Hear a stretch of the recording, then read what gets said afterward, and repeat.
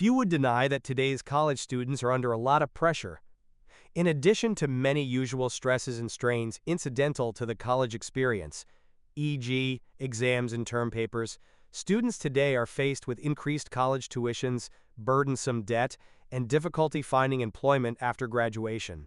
A significant population of non-traditional college students may face additional stressors, such as raising children or holding down a full-time job while working toward a degree. Of course, life is filled with many additional challenges beyond those incurred in college or the workplace.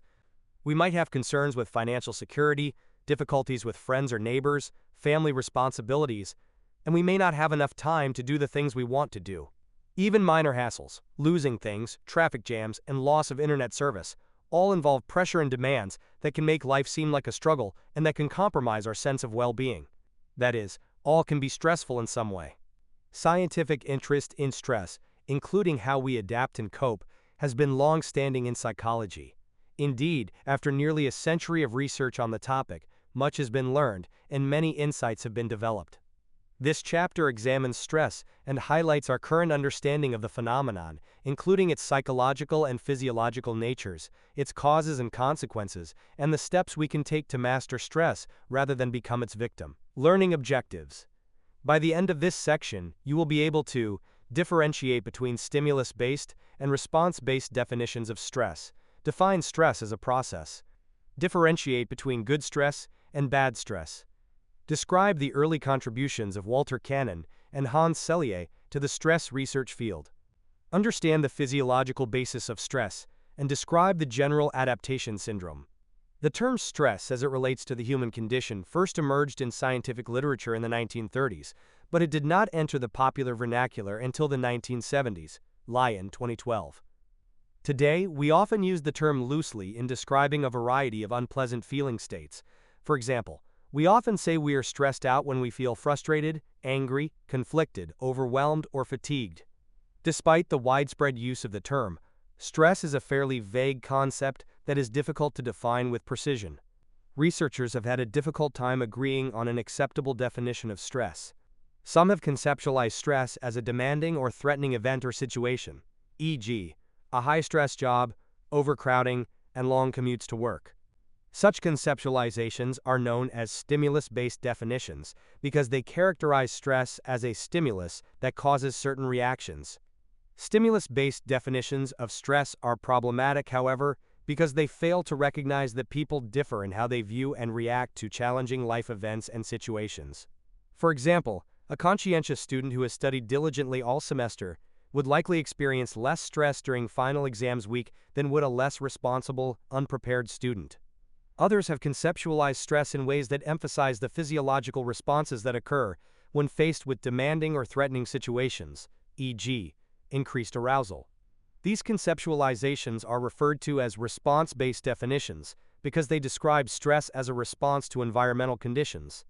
For example, the endocrinologist Hans Selye, a famous stress researcher, once defined stress as the response of the body to any demand, whether it is caused by or results in pleasant or unpleasant conditions. Selye, 1976, page 74. Selye's definition of stress is response-based in that it conceptualizes stress chiefly in terms of the body's physiological reaction to any demand that is placed on it. Neither stimulus-based nor response-based definitions provide a complete definition of stress. Many of the physiological reactions that occur when faced with demanding situations, e.g., accelerated heart rate, can also occur in response to things that most people would not consider to be genuinely stressful, such as receiving unanticipated good news, an unexpected promotion or raise. A useful way to conceptualize stress is to view it as a process whereby an individual perceives and responds to events that they appraise as overwhelming or threatening to their well-being. Lazarus and Folkman, 1984. A critical element of this definition is that it emphasizes the importance of how we appraise, that is, judge, demanding or threatening events, often referred to as stressors. These appraisals, in turn, influence our reactions to such events. Two kinds of appraisals of a stressor are especially important in this regard: primary and secondary appraisals. A primary appraisal involves judgment about the degree of potential harm or threat to well-being that a stressor might entail. A stressor would likely be appraised as a threat if one anticipates that it could lead to some kind of harm, loss, or other negative consequence. Conversely, a stressor would likely be appraised as a challenge if one believes that it carries the potential for gain or personal growth. For example, an employee who is promoted to a leadership position would likely perceive the promotion as a much greater threat if they believe the promotion would lead to excessive work demands than if they viewed it as an opportunity to gain new skills and grow professionally. Similarly, a college student on the cusp of graduation may face the change as a threat or a challenge. Figure 14.2. Figure 14.2. Graduating from college and entering the workforce can be viewed as either a threat, loss of financial support, or a challenge, opportunity for independence and growth. Credit, Timothy Zanker. The perception of a threat triggers a secondary appraisal, judgment of the options available to cope with a stressor, as well as perceptions of how effective such options will be. Lyon, 2012. Figure 14.3. As you may recall from what you learned about self-efficacy, an individual's belief in their ability to complete a task is important. Bandura, 1994. A threat tends to be viewed as less catastrophic if one believes something can be done about it. Lazarus and Folkman, 1984. Imagine that two middle-aged people, Robin and Madhuri, perform breast self-examinations one morning, and each notices a lump on the lower region of their left breast. Although both view the breast lump as a potential threat, primary appraisal, their secondary appraisals differ considerably. In considering the breast lump, some of the thoughts racing through Robin's mind are, "Oh my God, I could have breast cancer. What if the cancer has spread to the rest of my body and I cannot recover? What if I have to go through chemotherapy? I've heard that experience is awful. What if I have to quit my job? My partner and I won't have enough money to pay the mortgage. Oh, this is just horrible. I can't deal with it." On the other hand, Madhuri thinks, this may not be good. Although most times these things turn out to be benign, I need to have it checked out. If it turns out to be breast cancer, there are doctors who can take care of it, because the medical technology today is quite advanced. I'll have a lot of different options, and I'll be just fine. Clearly, Robin and Madhuri have different outlooks on what might turn out to be a very serious situation. Robin seems to think that little could be done about it, whereas Madhuri believes that, worst-case scenario, a number of options that are likely to be effective would be available. As such, Robin would clearly experience greater stress than would Madhuri. Figure 14.3. When encountering a stressor, a person judges its potential threat, primary appraisal, and then determines if effective options are available to manage the situation. Stress is likely to result if a stressor is perceived as extremely threatening or threatening with few or no effective coping options available. To be sure, some stressors are inherently more stressful than others in that they are more threatening and leave less potential for variation in cognitive appraisals, e.g., objective threats to one's health or safety. Nevertheless, appraisal will still play a role in augmenting or diminishing our reactions to such events. Everly and Lading, 2002. If a person appraises an event as harmful and believes that the demands imposed by the event exceed the available resources to manage or adapt to it, the person will subjectively experience a state of stress. In contrast, if one does not appraise the same event as harmful or threatening, she is unlikely to experience stress. According to this definition, environmental events trigger stress reactions by the way they are interpreted and the meanings they are assigned. In short, stress is largely in the eye of the beholder. It's not so much what happens to you as it is how you respond. Selye, 1976. Good stress? Although stress carries a negative connotation, at times it may be of some benefit. Stress can motivate us to do things in our best interests, such as study for exams, visit the doctor regularly, exercise, and perform to the best of our ability at work. Indeed, Selye, 1974, pointed out that not all stress is harmful. He argued that stress can sometimes be a positive, motivating force that can improve the quality of our lives. This kind of stress, which Selye called eustress, from the Greek eu equals good, is a good kind of stress associated with positive feelings, optimal health, and performance. A moderate amount of stress can be beneficial in challenging situations. For example, athletes may be motivated and energized by pre-game stress, and students may experience similar beneficial stress before a major exam. Indeed, research shows that moderate stress can enhance both immediate and delayed recall of educational material. Participants in one study who memorized a scientific text passage showed improved memory of the passage immediately after exposure to a mild stressor, as well as 1 day following exposure to the stressor, Hubach and Feynman, 2012. Increasing one's level of stress will cause performance to change in a predictable way. As shown in Figure 14.4, as stress increases, so do performance and general well-being, eustress. When stress levels reach an optimal level, the highest point of the curve, performance reaches its peak. A person at this stress level is colloquially at the top of their game, meaning they feel fully energized, focused, and can work with minimal effort and maximum efficiency. But when stress exceeds this optimal level, it is no longer a positive force, it becomes excessive and debilitating, or what Selye termed distress, from the Latin dis, equals bad. People who reach this level of stress feel burned out, they are fatigued, exhausted, and their performance begins to decline. If the stress remains excessive, health may begin to erode as well. Everly and Lading, 2002. A good example of distress is severe test anxiety. When students are feeling very stressed about a test, negative emotions combined with physical symptoms may make concentration difficult, thereby negatively affecting test scores. Figure 14.4. As the stress level increases from low to moderate, so does performance, eustress. At the optimal level, the peak of the curve, performance has reached its peak.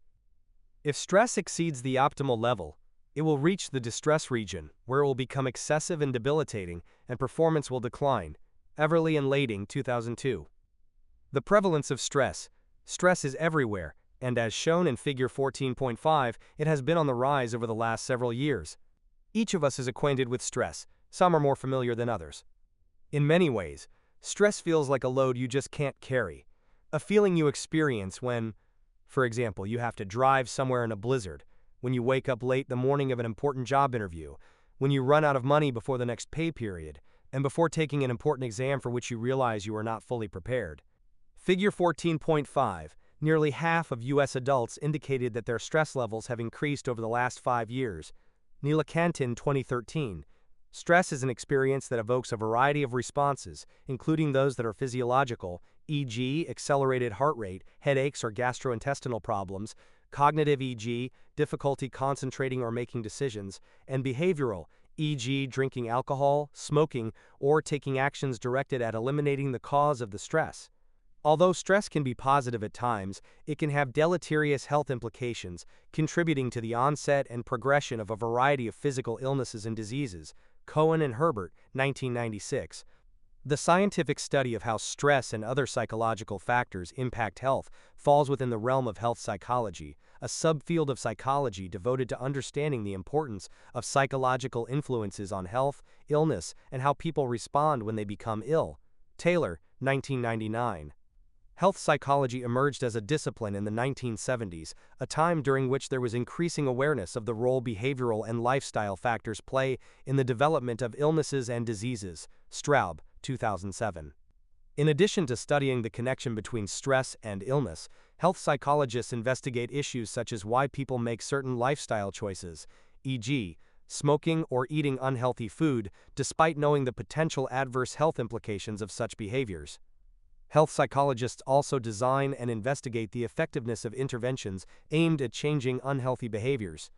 Perhaps one of the more fundamental tasks of health psychologists is to identify which groups of people are especially at risk for negative health outcomes, based on psychological or behavioral factors. For example, measuring differences in stress levels among demographic groups and how these levels change over time can help identify populations who may have an increased risk for illness or disease. Figure 14.6 depicts the results of 3 national surveys in which several thousand individuals from different demographic groups completed a brief stress questionnaire. The surveys were administered in 1983, 2006, and 2009, Cohen and Janicki Deverts, 2012. All 3 surveys demonstrated higher stress in women than in men.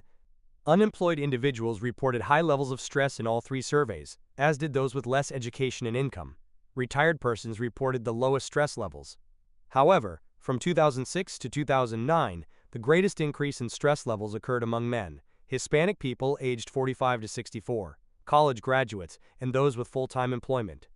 One interpretation of these findings is that concerns surrounding the 2008-2009 economic downturn, e.g., threat of or actual job loss, and substantial loss of retirement savings, may have been especially stressful to college-educated employed men with limited time remaining in their working careers. Figure 14.6. The charts above, adapted from Cohen and Janicki Devert's 2012, depict the mean stress level scores among different demographic groups during the years 1983, 2006, and 2009. Across categories of sex, age, race, education level, employment status, and income, stress levels generally show a marked increase over this quarter-century time span. Early contributions to the study of stress. As previously stated, scientific interest in stress goes back nearly a century. One of the early pioneers in the study of stress was Walter Cannon, an eminent American physiologist at Harvard Medical School, Figure 14.7. In the early part of the 20th century, Cannon was the first to identify the body's physiological reactions to stress. Figure 14.7. Harvard physiologist Walter Cannon first articulated and named the fight-or-flight response, the nervous system's sympathetic response to a significant stressor. Cannon and the fight-or-flight response. Imagine that you are hiking in the beautiful mountains of Colorado on a warm and sunny spring day. At one point during your hike, a large, frightening-looking black bear appears from behind a stand of trees and sits about 50 yards from you. The bear notices you, sits up, and begins to lumber in your direction. In addition to thinking, "This is definitely not good," a constellation of physiological reactions begins to take place inside you, prompted by a deluge of epinephrine, adrenaline, and norepinephrine, noradrenaline. From your adrenal glands, your pupils begin to dilate. Your heart starts to pound and speeds up, you begin to breathe heavily and perspire, you get butterflies in your stomach, and your muscles become tense, preparing you to take some kind of direct action. Cannon proposed that this reaction, which he called the fight-or-flight response, occurs when a person experiences very strong emotions, especially those associated with a perceived threat. Cannon, 1932. During the fight-or-flight response, the body is rapidly aroused by activation of both the sympathetic nervous system and the endocrine system. Figure 14.8. This arousal helps prepare the person to either fight or flee from a perceived threat. Figure 14.8. Fight or flight is a physiological response to a stressor. According to Cannon, the fight-or-flight response is a built-in mechanism that assists in maintaining homeostasis, an internal environment in which physiological variables such as blood pressure, respiration, digestion, and temperature are stabilized at levels optimal for survival. Thus, Cannon viewed the fight-or-flight response as adaptive because it enables people to adjust internally and externally to threats in their environment, allowing them to continue to be alive and overcome the threat. Selye and the General Adaptation Syndrome. Another important early contributor to the stress field was Hans Selye, mentioned earlier. He would eventually become one of the world's foremost experts in the study of stress. Figure 14.9. As a young assistant in the biochemistry department at McGill University in the 1930s, Selye was engaged in research involving sex hormones in rats. Although he was unable to find an answer for what he was initially researching, he incidentally discovered that when exposed to prolonged negative stimulation, stressors, such as extreme cold, surgical injury, excessive muscular exercise, and shock, the rats showed signs of adrenal enlargement, thymus and lymph node shrinkage, and stomach ulceration. Selye realized that these responses were triggered by a coordinated series of physiological reactions that unfold over time during continued exposure to a stressor. These physiological reactions were nonspecific, which means that regardless of the type of stressor, the same pattern of reactions would occur. What Selye discovered was the General Adaptation Syndrome, the body's nonspecific physiological response to stress. Figure 14.9. Hans Selye specialized in research about stress.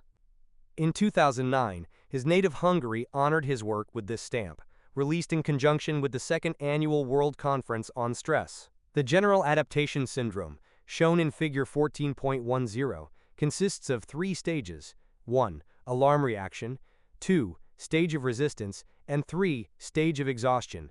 Selye, 1936, 1976.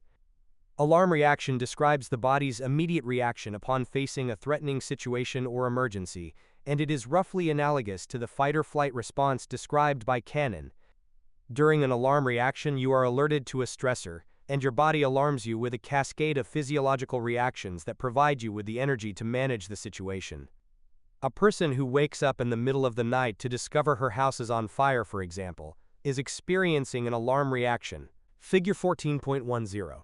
The three stages of Selye's general adaptation syndrome are shown in this graph. Prolonged stress ultimately results in exhaustion. If exposure to a stressor is prolonged, the organism will enter the stage of resistance. During this stage, the initial shock of alarm reaction has worn off, and the body has adapted to the stressor. Nevertheless, the body also remains on alert and is prepared to respond as it did during the alarm reaction, although with less intensity. For example, suppose a child who went missing is still missing 72 hours later. Although the parents would obviously remain extremely disturbed, the magnitude of physiological reactions would likely have diminished over the 72 intervening hours due to some adaptation to this event.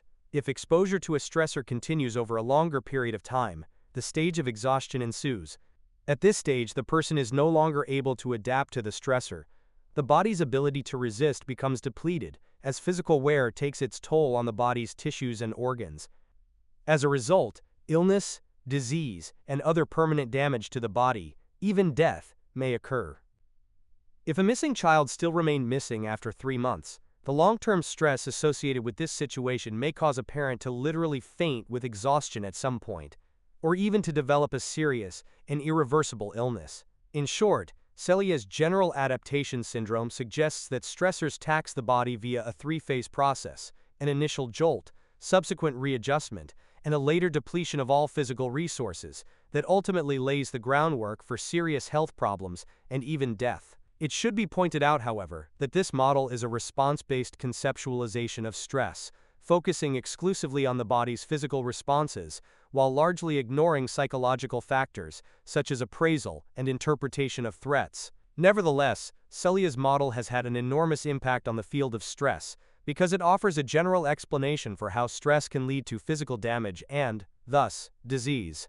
As we shall discuss later, prolonged or repeated stress has been implicated in development of a number of disorders, such as hypertension and coronary artery disease. The physiological basis of stress. What goes on inside our bodies when we experience stress? The physiological mechanisms of stress are extremely complex, but they generally involve the work of two systems: the sympathetic nervous system and the hypothalamic pituitary adrenal (HPA) axis. When a person first perceives something as stressful, Selye's alarm reaction, the sympathetic nervous system triggers arousal via the release of adrenaline from the adrenal glands.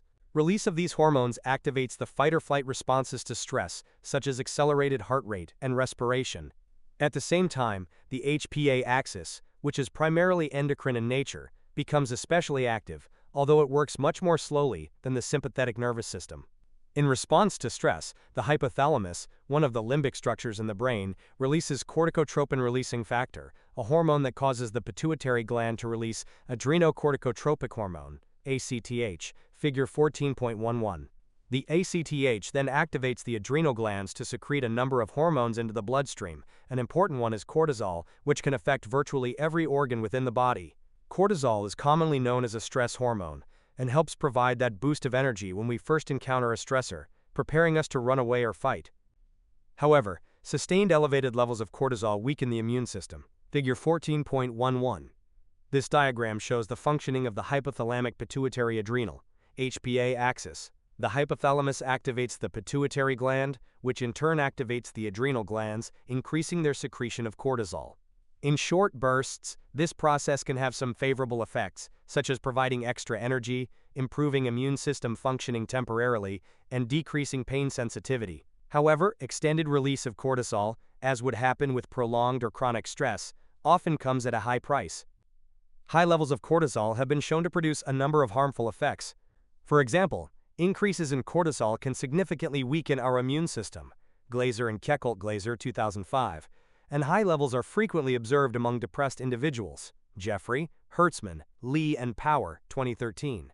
In summary, a stressful event causes a variety of physiological reactions that activate the adrenal glands, which in turn release epinephrine, norepinephrine, and cortisol. These hormones affect a number of bodily processes in ways that prepare the stressed person to take direct action, but also in ways that may heighten the potential for illness. When stress is extreme or chronic, it can have profoundly negative consequences. For example, Stress often contributes to the development of certain psychological disorders, including post-traumatic stress disorder, major depressive disorder, and other serious psychiatric conditions. Additionally, we noted earlier that stress is linked to the development and progression of a variety of physical illnesses and diseases. For example, researchers in one study found that people injured during the September 11, 2001 World Trade Center disaster, or who developed post-traumatic stress symptoms afterward, later suffered significantly elevated rates of heart disease. Jordan, Miller Archie, Cohn, Morabia, and Stellman 2011. Another investigation yielded that self-reported stress symptoms among aging and retired Finnish food industry workers were associated with morbidity 11 years later. This study also predicted the onset of musculoskeletal, nervous system, and endocrine and metabolic disorders. Salonen, Arola, Nygaard, and Hutala, 2008. Another study reported that male South Korean manufacturing employees who reported high levels of work-related stress were more likely to catch the common cold over the next several months than were those employees who reported lower work-related stress levels. Park et al., 2011. Later you will explore the mechanisms through which stress can produce physical illness and disease. Learning objectives. By the end of this section you will be able to describe different types of possible stressors, explain the importance of life changes as potential stressors, describe the social readjustment rating scale, understand the concepts of job strain and job burnout. For an individual to experience stress, they must first encounter a potential stressor. In general, stressors can be placed into one of two broad categories: chronic and acute. Chronic stressors include events that persist over an extended period of time, such as caring for a parent with dementia, long-term unemployment, or imprisonment. Acute stressors involve brief, focal events that sometimes continue to be experienced as overwhelming well after the event has ended, such as falling on an icy sidewalk and breaking your leg. Cohen, Janicki Deverts and Miller, 2007. Whether chronic or acute, potential stressors come in many shapes and sizes. They can include major traumatic events, significant life changes, daily hassles, as well as other situations in which a person is regularly exposed to threat, challenge, or danger. Traumatic events. Some stressors involve traumatic events or situations in which a person is exposed to actual or threatened death or serious injury. Stressors in this category include exposure to military combat, threatened or actual physical assaults, e.g., physical attacks, sexual assault, robbery, childhood abuse, terrorist attacks, natural disasters, e.g., earthquakes, floods, hurricanes, and automobile accidents. Men, non-white people, and individuals in lower socioeconomic status, SES groups, report experiencing a greater number of traumatic events than do women, white people, and individuals in higher SES groups, Hatch and Dornwind, 2007. Some individuals who are exposed to stressors of extreme magnitude develop post-traumatic stress disorder, PTSD, a chronic stress reaction characterized by experiences and behaviors that may include intrusive and painful memories of the stressor event, jumpiness, persistent negative emotional states, detachment from others, angry outbursts, and avoidance of reminders of the event. American Psychiatric Association, 2013. Life changes. Most stressors that we encounter are not nearly as intense as the ones described above. Many potential stressors we face involve events or situations that require us to make changes in our ongoing lives and require time as we adjust to those changes. Examples include death of a close family member, marriage, divorce, and moving. Figure 14.12. Figure 14.12. Some fairly typical life events, such as moving, can be significant stressors. Even when the move is intentional and positive, the amount of resulting change in daily life can cause stress. Credit: Jelaluna Flickr. In the 1960s, psychiatrists Thomas Holmes and Richard Rahe wanted to examine the link between life stressors and physical illness, based on the hypothesis that life events requiring significant changes in a person's normal life routines are stressful, whether these events are desirable or undesirable. They developed the Social Readjustment Rating Scale, SRRS, consisting of 43 life events that require varying degrees of personal readjustment. Holmes and Rahe, 1967. Many life events that most people would consider pleasant, e.g., holidays, retirement, marriage, are among those listed on the SRRS. These are examples of eustress. Holmes and Rahe also proposed that life events can add up over time, and that experiencing a cluster of stressful events increases one's risk of developing physical illnesses. In developing their scale, Holmes and Rahe asked 394 participants to provide a numerical estimate for each of the 43 items. Each estimate corresponded to how much readjustment participants felt each event would require. These estimates resulted in mean value scores for each event, often called life change units, LCUs. Rahe, McKean, and Arthur, 1967. The numerical scores ranged from 11 to 100, representing the perceived magnitude of life change each event entails. Death of a spouse ranked highest on the scale with 100 LCUs, and divorce ranked second highest with 73 LCUs. In addition, personal injury or illness, marriage, and job termination also ranked highly on the scale with 53, 50, and 47 LCUs, respectively. Conversely, change in residence, 20 LCUs, change in eating habits, 15 LCUs, and vacation, 13 LCUs, ranked low on the scale. Table 14.1. Minor violations of the law ranked the lowest with 11 LCUs. To complete the scale, participants checked yes for events experienced within the last 12 months. LCUs for each checked item are totaled for a score quantifying the amount of life change. Agreement on the amount of adjustment required by the various life events on the SRRS is highly consistent, even cross-culturally. Holmes and Masuda, 1974. Extensive research has demonstrated that accumulating a high number of life change units within a brief period of time, 1 or 2 years, is related to a wide range of physical illnesses, even accidents and athletic injuries, and mental health problems. Monat and Lazarus, 1991, Scully, Tozzi, and Banning, 2000. In an early demonstration, researchers obtained LCU scores for U.S. and Norwegian Navy personnel who are about to embark on a 6-month voyage. A later examination of medical records revealed positive but small correlations between LCU scores prior to the voyage and subsequent illness symptoms during the ensuing 6-month journey. Rahe, 1974. In addition, people tend to experience more physical symptoms, such as backache, upset stomach, diarrhea, and acne, on specific days in which self-reported LCU values are considerably higher than normal, such as the day of a family member's wedding. Holmes and Holmes, 1970. The Social Readjustment Rating Scale, SRRS, provides researchers a simple, easy-to-administer way of assessing the amount of stress in people's lives, and it has been used in hundreds of studies. Thwaites, 2010. Despite its widespread use, the scale has been subject to criticism. First, many of the items on the SRRS are vague. For example, death of a close friend could involve the death of a long-absent childhood friend that requires little social readjustment. Dorenwend, 2006. In addition, some have challenged its assumption that undesirable life events are no more stressful than desirable ones. Derogatis and Coons, 1993. However, most of the available evidence suggests that, at least as far as mental health is concerned, undesirable or negative events are more strongly associated with poor outcomes, such as depression, than are desirable positive events. Hatch and Dorenwend, 2007. Perhaps the most serious criticism is that the scale does not take into consideration respondents' appraisals of the life events it contains. As you recall, appraisal of a stressor is a key element in the conceptualization and overall experience of stress. Being fired from work may be devastating to some, but a welcome opportunity to obtain a better job for others. The SRRS remains one of the most well-known instruments in the study of stress, and it is a useful tool for identifying potential stress-related health outcomes. Scully et al., 2000. Connect the concepts. Correlational research. The Holmes and Rahe Social Readjustment Rating Scale, SRRS, uses the correlational research method to identify the connection between stress and health.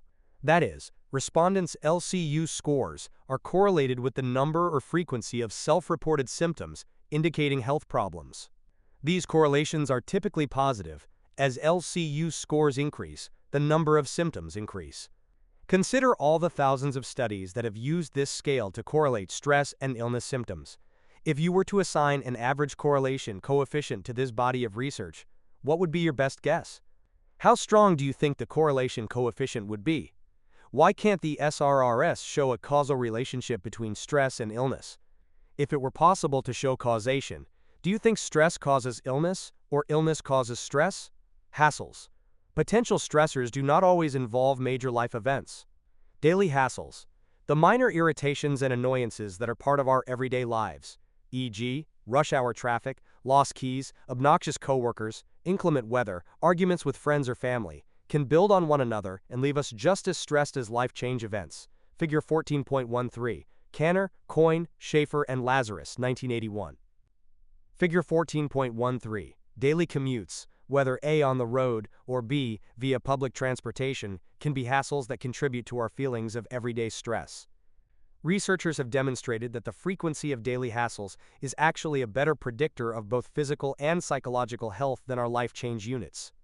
In a well-known study of San Francisco residents, the frequency of daily hassles was found to be more strongly associated with physical health problems than were life change events. DeLongis, Coyne, Dakoff, Folkman, and Lazarus, 1982. In addition, daily minor hassles, especially interpersonal conflicts, often lead to negative and distressed mood states. Bolger, DeLongis, Kessler, and Schilling, 1989. Cyber hassles that occur on social media may represent a modern and evolving source of stress. In one investigation, social media stress was tied to loss of sleep in adolescence, presumably because ruminating about social media caused a physiological stress response that increased arousal. Vanderschuur, Baumgartner, and Sumter, 2018. Clearly, daily hassles can add up and take a toll on us both emotionally and physically. Occupation-related stressors. Stressors can include situations in which one is frequently exposed to challenging and unpleasant events, such as difficult, demanding, or unsafe working conditions. Although most jobs and occupations can at times be demanding, some are clearly more stressful than others. Figure 14.14. For example, most people would likely agree that a firefighter's work is inherently more stressful than that of a florist.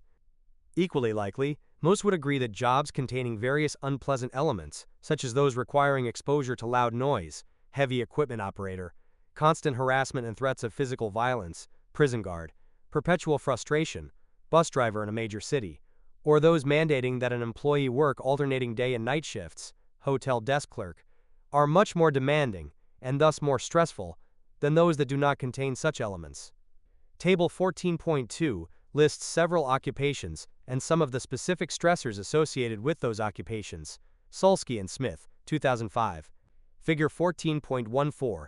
A. Police officers and B. Firefighters hold high-stress occupations. Although the specific stressors for these occupations are diverse, they seem to share some common denominators, such as heavy workload and uncertainty about and lack of control over certain aspects of a job. Chronic occupational stress contributes to job strain, a work situation that combines excessive job demands and workload with little discretion in decision-making or job control. Karasek and Theorel, 1990. Clearly, many occupations other than the ones listed in Table 14.2 involve at least a moderate amount of job strain, in that they often involve heavy workloads and little job control, e.g., inability to decide when to take breaks.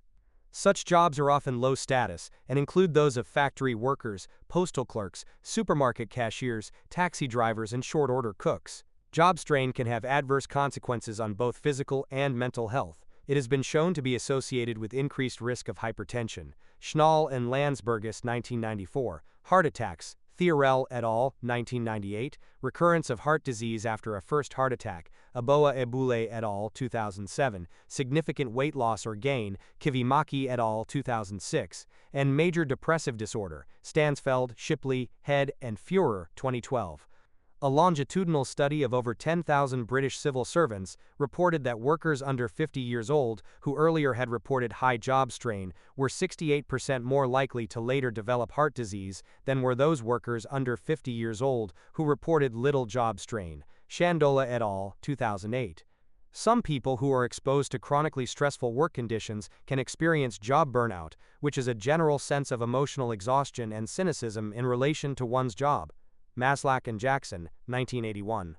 Job burnout occurs frequently among those in human service jobs, e.g., social workers, teachers, therapists, and police officers. Job burnout consists of three dimensions.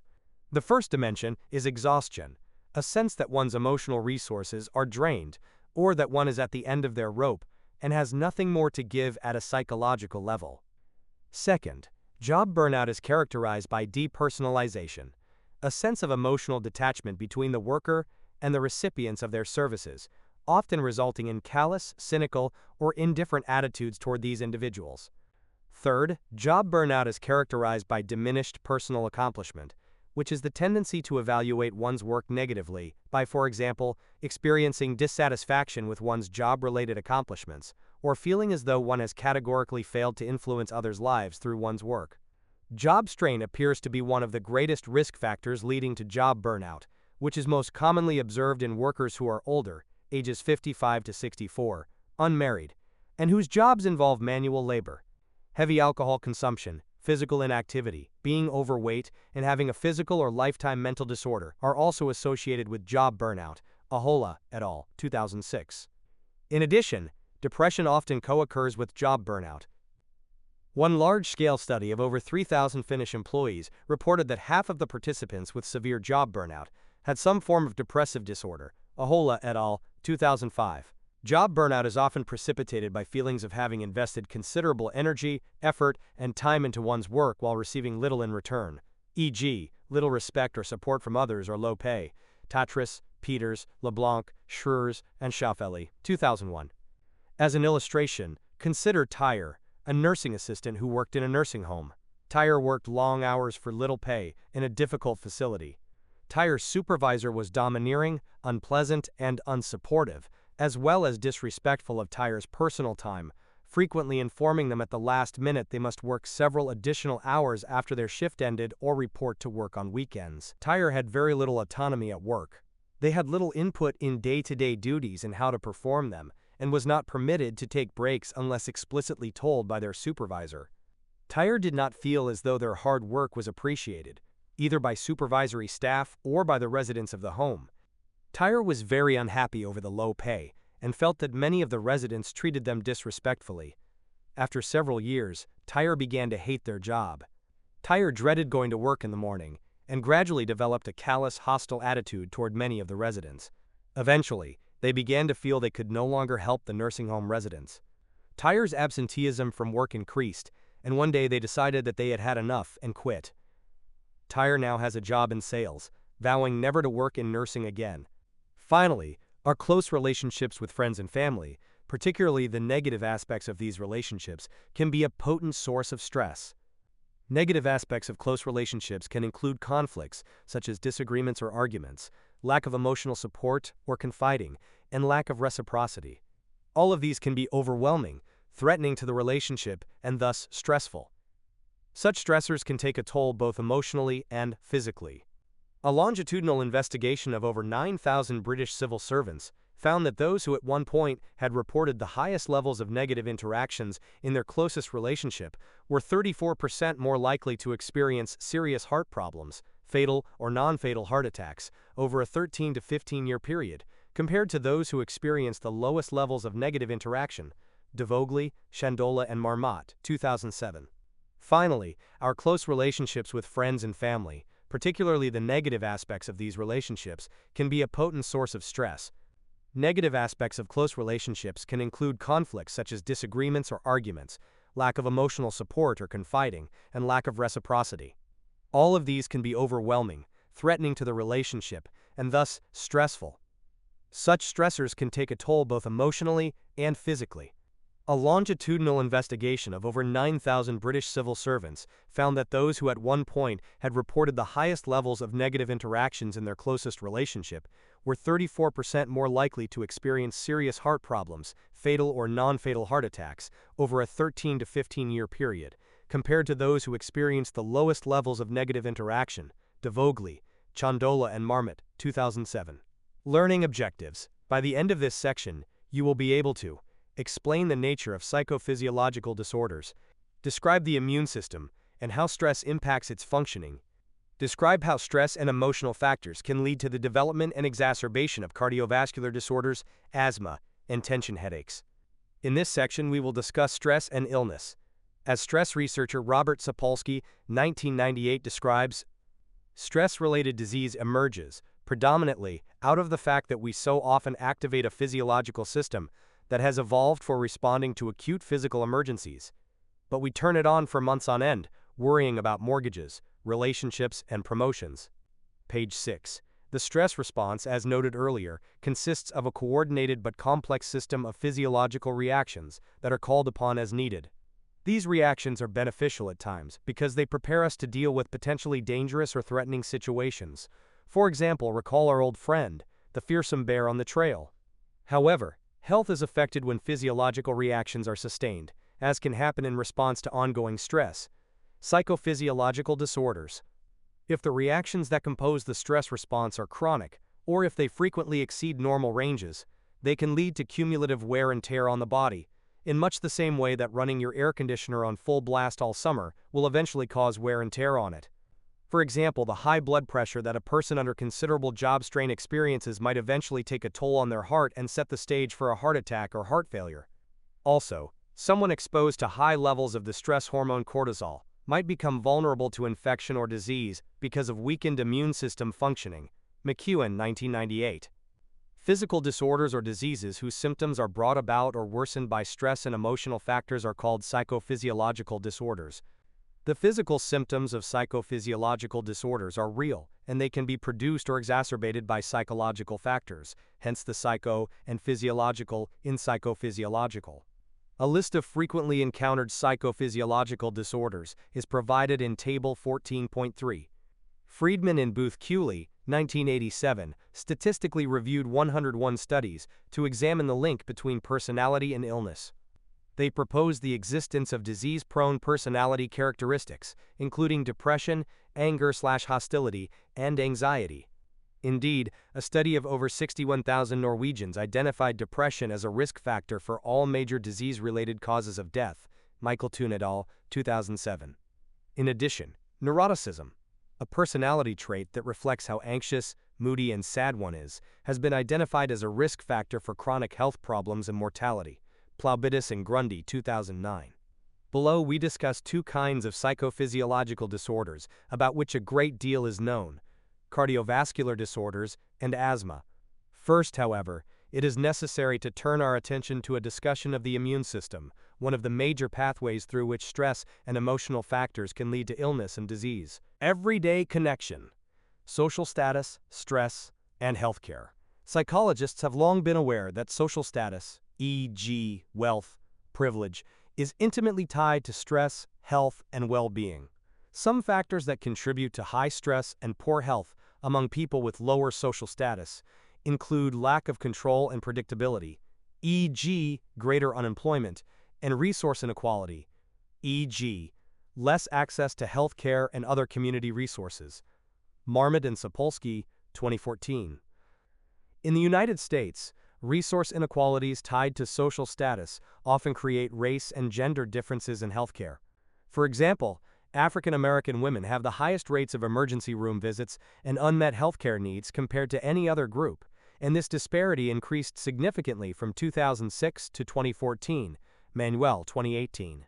Lesbian, gay, bisexual, and transgender youth often experience poor quality of care as a result of stigma, lack of understanding, and insensitivity among healthcare professionals. Hafiz, Zayshan, Tahir, Jahan, and Naveed, 2017. One goal of the U.S. government's Healthy People 2020 initiative is to eliminate gender and race disparities in healthcare.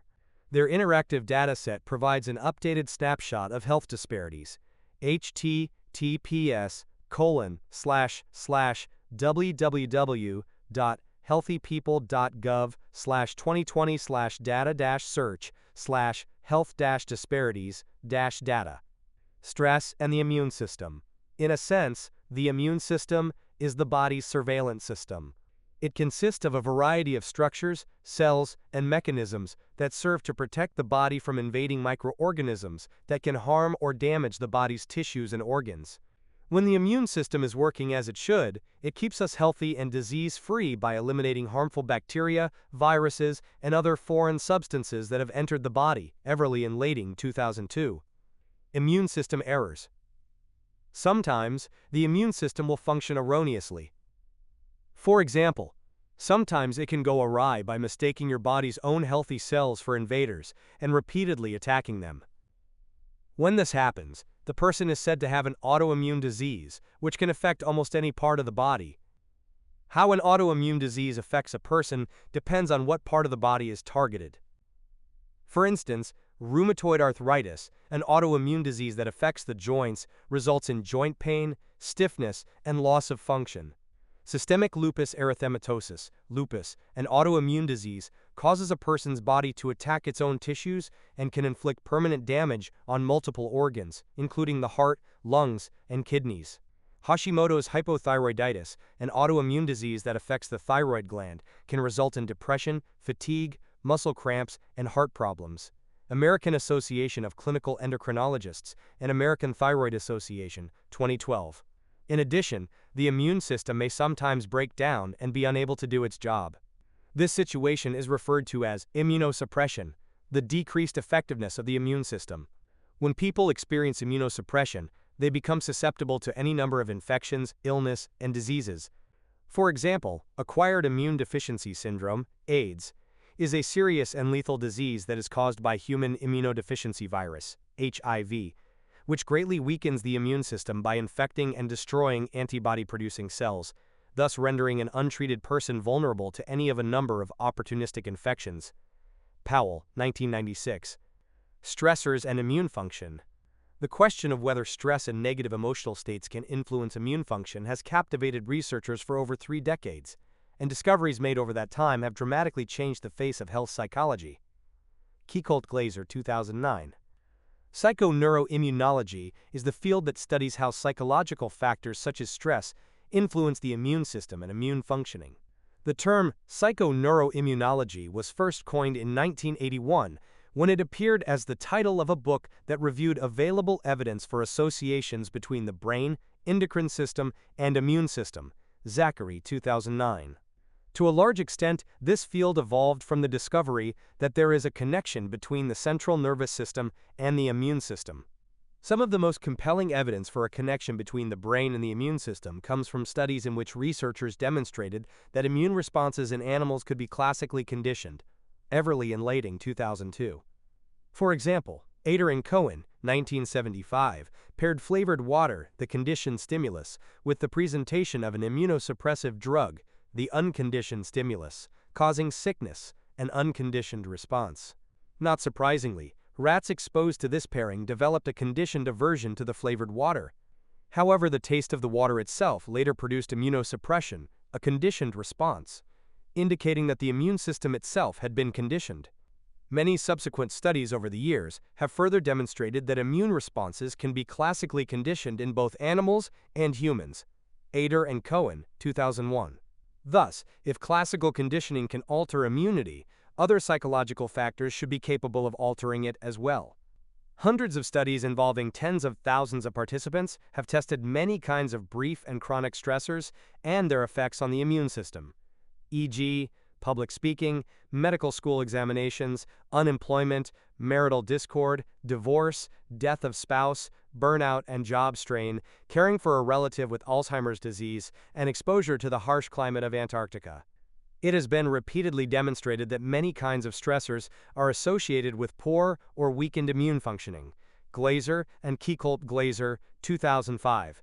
Kiecolt-Glaser, McGuire, Robles and Glaser, 2002. Segerstrom and Miller, 2004. When evaluating these findings, it is important to remember that there is a tangible physiological connection between the brain and the immune system. For example, the sympathetic nervous system innervates immune organs such as the thymus, bone marrow, spleen, and even lymph nodes. Mayer, Watkins, and Fleschner, 1994. Also, we noted earlier that stress hormones released during hypothalamic pituitary adrenal HPA axis activation can adversely impact immune function. One way they do this is by inhibiting the production of lymphocytes, white blood cells that circulate in the body's fluids that are important in the immune response. Everly and Lading, 2002.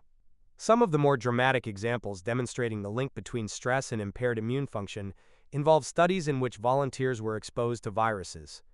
The rationale behind this research is that because stress weakens the immune system, people with high stress levels should be more likely to develop an illness compared to those under little stress. In one memorable experiment using this method, researchers interviewed 276 healthy volunteers about recent stressful experiences. Cohen et al., 1998. Following the interview, these participants were given nasal drops containing the cold virus, in case you are wondering why anybody would ever want to participate in a study in which they are subjected to such treatment. The participants were paid $800 for their trouble. When examined later, participants who reported experiencing chronic stressors for more than 1 month, especially enduring difficulties involving work or relationships, were considerably more likely to have developed colds than were participants who reported no chronic stressors. Figure 14.15. Figure 14.15. This graph shows the percentages of participants who developed colds after receiving the cold virus, after reporting having experienced chronic stressors lasting at least 1 month, 3 months, and 6 months. Adapted from Cohen et al., 1998. In another study, older volunteers were given an influenza virus vaccination. Compared to controls, those who were caring for a spouse with Alzheimer's disease, and thus were under chronic stress, showed poorer antibody response following the vaccination. Glaser, Gravenstein, Malarkey, and Sheridan, 1996. Other studies have demonstrated that stress slows down wound healing by impairing immune responses important to wound repair. Glaser and Glaser, 2005. In one study, for example, skin blisters were induced on the forearm. Subjects who reported higher levels of stress produced lower levels of immune proteins necessary for wound healing. Glaser et al., 1999. Stress, then, is not so much the sword that kills the knight, so to speak. Rather, it's the sword that breaks the knight's shield, and your immune system is that shield. Dig deeper. Stress and aging. A tale of telomeres. Have you ever wondered why people who are stressed often seem to have a haggard look about them? A pioneering study from 2004 suggests that the reason is because stress can actually accelerate the cell biology of aging. Stress, it seems, can shorten telomeres, which are segments of DNA that protect the ends of chromosomes. Shortened telomeres can inhibit or block cell division, which includes growth and proliferation of new cells, thereby leading to more rapid aging. Sapolsky, 2004. In the study, researchers compared telomere lengths in the white blood cells in mothers of chronically ill children to those of mothers of healthy children. Pell et al., 2004. Mothers of chronically ill children would be expected to experience more stress than would mothers of healthy children. The longer a mother had spent caring for her ill child, the shorter her telomeres. The correlation between years of caregiving and telomere length was R equals -0.40. In addition, higher levels of perceived stress were negatively correlated with telomere size, R equals -0.31. These researchers also found that the average telomere length of the most stressed mothers, compared to the least stressed, was similar to what you would find in people who were 9 to 17 years older than they were on average. Numerous other studies since have continued to find associations between stress and eroded telomeres. Blackburn and Epel, 2012. Some studies have even demonstrated that stress can begin to erode telomeres in childhood, and perhaps even before children are born. For example, childhood exposure to violence, e.g., maternal domestic violence, bullying, victimization, and physical maltreatment, was found in one study to accelerate telomere erosion from ages 5 to 10. Shalev et al., 2013. Another study reported that young adults whose mothers had experienced severe stress during their pregnancy had shorter telomeres than did those whose mothers had stress-free and uneventful pregnancies. Entringer et al., 2011. Further, the corrosive effects of childhood stress on telomeres can extend into young adulthood. In an investigation of over 4,000 UK women, ages 41 to 80, adverse experiences during childhood, e.g., physical abuse, being sent away from home, and parent divorce, were associated with shortened telomere length, Surtees et al., 2010, and telomere size decreased as the amount of experienced adversity increased. Figure 14.16. Figure 14.16. Telomeres are shorter in adults who experienced more trauma as children.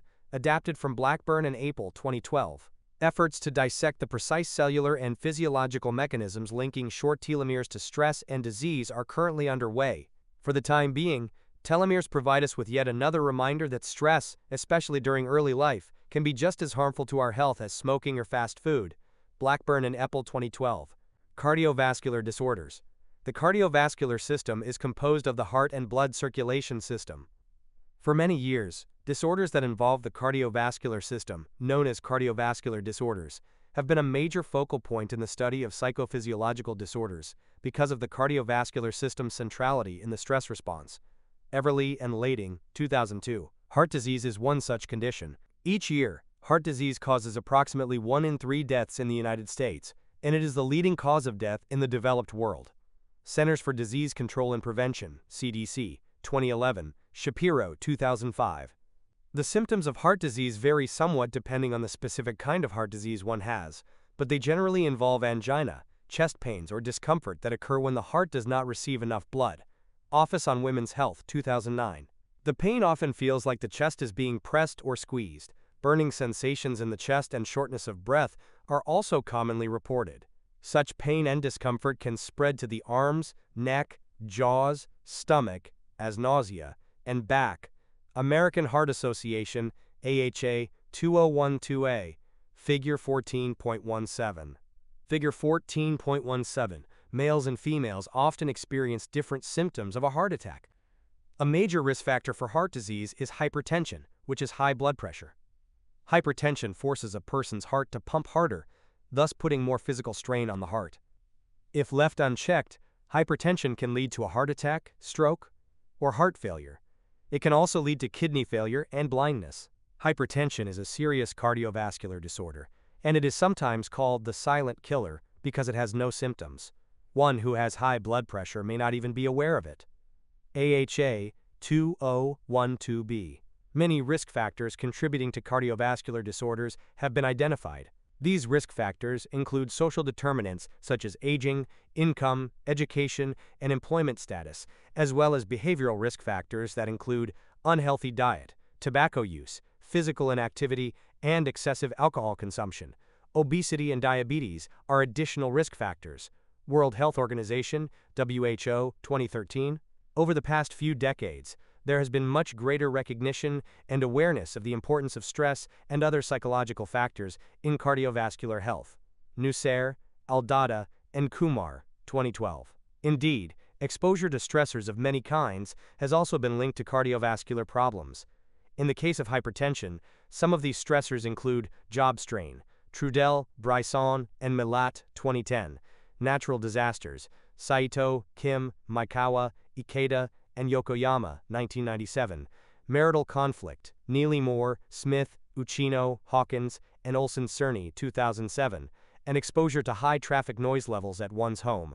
Decluzina. Perceived discrimination appears to be associated with hypertension among African Americans, Sims et al., 2012. In addition, laboratory-based stress tasks, such as performing mental arithmetic under time pressure, immersing one's hand into ice water, known as the cold presser test, mirror tracing, and public speaking, have all been shown to elevate blood pressure. Phillips, 2011. Are you type A or type B? Sometimes research ideas and theories emerge from seemingly trivial observations. In the 1950s, cardiologist Meyer Friedman was looking over his waiting room furniture, which consisted of upholstered chairs with armrests. Friedman decided to have these chairs reupholstered.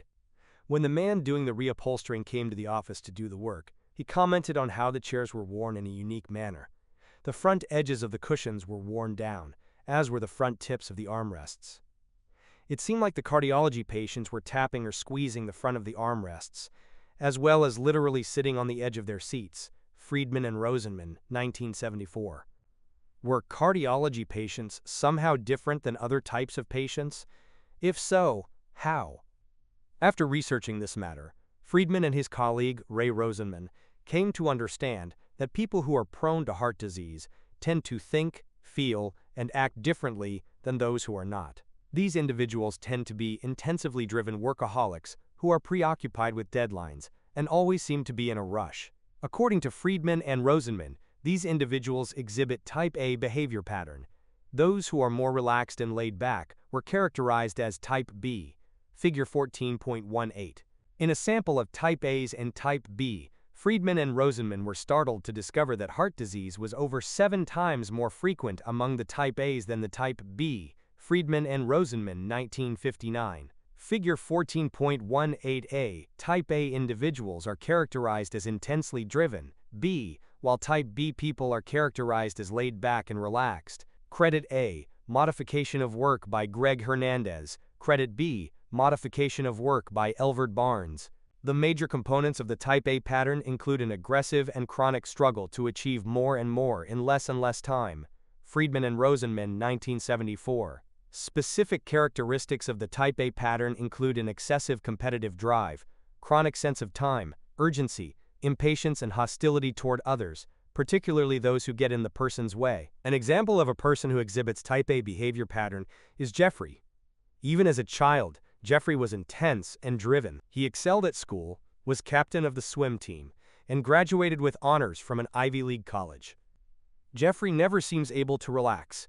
He is always working on something, even on the weekends. However, Jeffrey always seems to feel as though there are not enough hours in the day to accomplish all he feels he should. He volunteers to take on extra tasks at work and often brings his work home with him. He often goes to bed frustrated late at night because he feels that he has not done enough. Jeffrey is quick-tempered with his coworkers. He often becomes noticeably agitated when dealing with those coworkers he feels work too slowly or whose work does not meet his standards. He typically reacts with hostility when interrupted at work. He has experienced problems in his marriage over his lack of time spent with family. When caught in traffic during his commute to and from work, Jeffrey incessantly pounds on his horn and swears loudly at other drivers. When Jeffrey was 52, he suffered his first heart attack. By the 1970s, a majority of practicing cardiologists believed that Type A behavior pattern was a significant risk factor for heart disease. Friedman, 1977. Indeed, a number of early longitudinal investigations demonstrated a link between Type A behavior pattern and later development of heart disease. Rosenman et al., 1975, Haynes, Feinlieb, and Cannell, 1980. Subsequent research examining the association between Type A and heart disease, however, failed to replicate these earlier findings. Glassman, 2007, Mertek, 2001. Because Type A theory did not pan out as well as they had hoped, researchers shifted their attention toward determining if any of the specific elements of Type A predict heart disease. Extensive research clearly suggests that the anger/hostility dimension of Type A behavior pattern may be one of the most important factors in the development of heart disease. This relationship was initially described in the Haynes et al. 1980 study mentioned above. Suppressed hostility was found to substantially elevate the risk of heart disease for both men and women. Also, one investigation followed over 1,000 male medical students from 32 to 48 years. At the beginning of the study, these men completed a questionnaire assessing how they react to pressure. Some indicated that they respond with high levels of anger, whereas others indicated that they respond with less anger. Decades later, researchers found that those who earlier had indicated the highest levels of anger were over 6 times more likely than those who indicated less anger to have had a heart attack by age 55, and they were 3.5 times more likely to have experienced heart disease by the same age. Chang, Ford, Mione, Wang, and Clegg, 2002. From a health standpoint, it clearly does not pay to be an angry person. After reviewing and statistically summarizing 35 studies from 1983 to 2006, Cheetah and Steptoe, 2009, concluded that the bulk of the evidence suggests that anger and hostility constitute serious long-term risk factors for adverse cardiovascular outcomes among both healthy individuals and those already suffering from heart disease. One reason angry and hostile moods might contribute to cardiovascular diseases is that such moods can create social strain, mainly in the form of antagonistic social encounters with others. This strain could then lay the foundation for disease-promoting cardiovascular responses among hostile individuals. Vela, Kamark, Flory and Manek, 2012. In this transactional model, hostility and social strain form a cycle. Figure 14.19. Figure 14.19. According to the transactional model of hostility for predicting social interactions, Vela et al. 2012, the thoughts and feelings of a hostile person promote antagonistic behavior toward others, which in turn reinforces complementary reactions from others, thereby intensifying one's hostile disposition and intensifying the cyclical nature of this relationship. For example, suppose Caitlin has a hostile disposition. She has a cynical, distrustful attitude toward others and often thinks that other people are out to get her. She is very defensive around people, even though she is known for years, and she is always looking for signs that others are either disrespecting or belittling her. In the shower each morning before work, she often mentally rehearses what she would say to someone who said or did something that angered her, such as making a political statement that was counter to her own ideology. As Caitlin goes through these mental rehearsals, she often grins and thinks about the retaliation on anyone who will irk her that day. Socially, she is confrontational and tends to use a harsh tone with people, which often leads to very disagreeable and sometimes argumentative social interactions. As you might imagine, Caitlin is not especially popular with others, including coworkers, neighbors, and even members of her own family. They either avoid her at all costs or snap back at her, which causes Caitlin to become even more cynical and distrustful of others, making her disposition even more hostile. Caitlin's hostility, through her own doing, has created an antagonistic environment that cyclically causes her to become even more hostile and angry, thereby potentially setting the stage for cardiovascular problems. In addition to anger and hostility, a number of other negative emotional states have been linked with heart disease, including negative affectivity and depression. Sols and Bunda, 2005.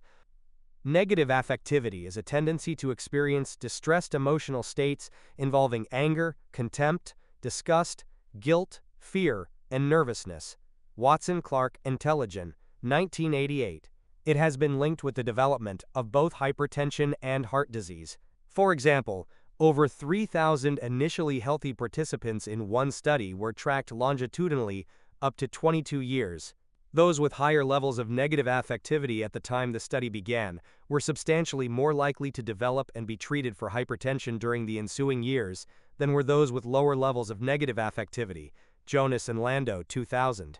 In addition, a study of over 10,000 middle-aged London-based civil servants who were followed an average of 12.5 years revealed that those who earlier had scored in the upper third on a test of negative affectivity were 32% more likely to have experienced heart disease, heart attack, or angina over a period of years than were those who scored in the lowest third. Nabi, Kivimaki, Divogli, Marmot, and Singh Manu, 2008. Hence, negative affectivity appears to be a potentially vital risk factor for the development of cardiovascular disorders, depression, and the heart. For centuries, poets and folklore have asserted that there is a connection between moods and the heart. Glassman and Shapiro, 1998. You are no doubt familiar with the notion of a broken heart following a disappointing or depressing event, and have encountered that notion in songs, films, and literature.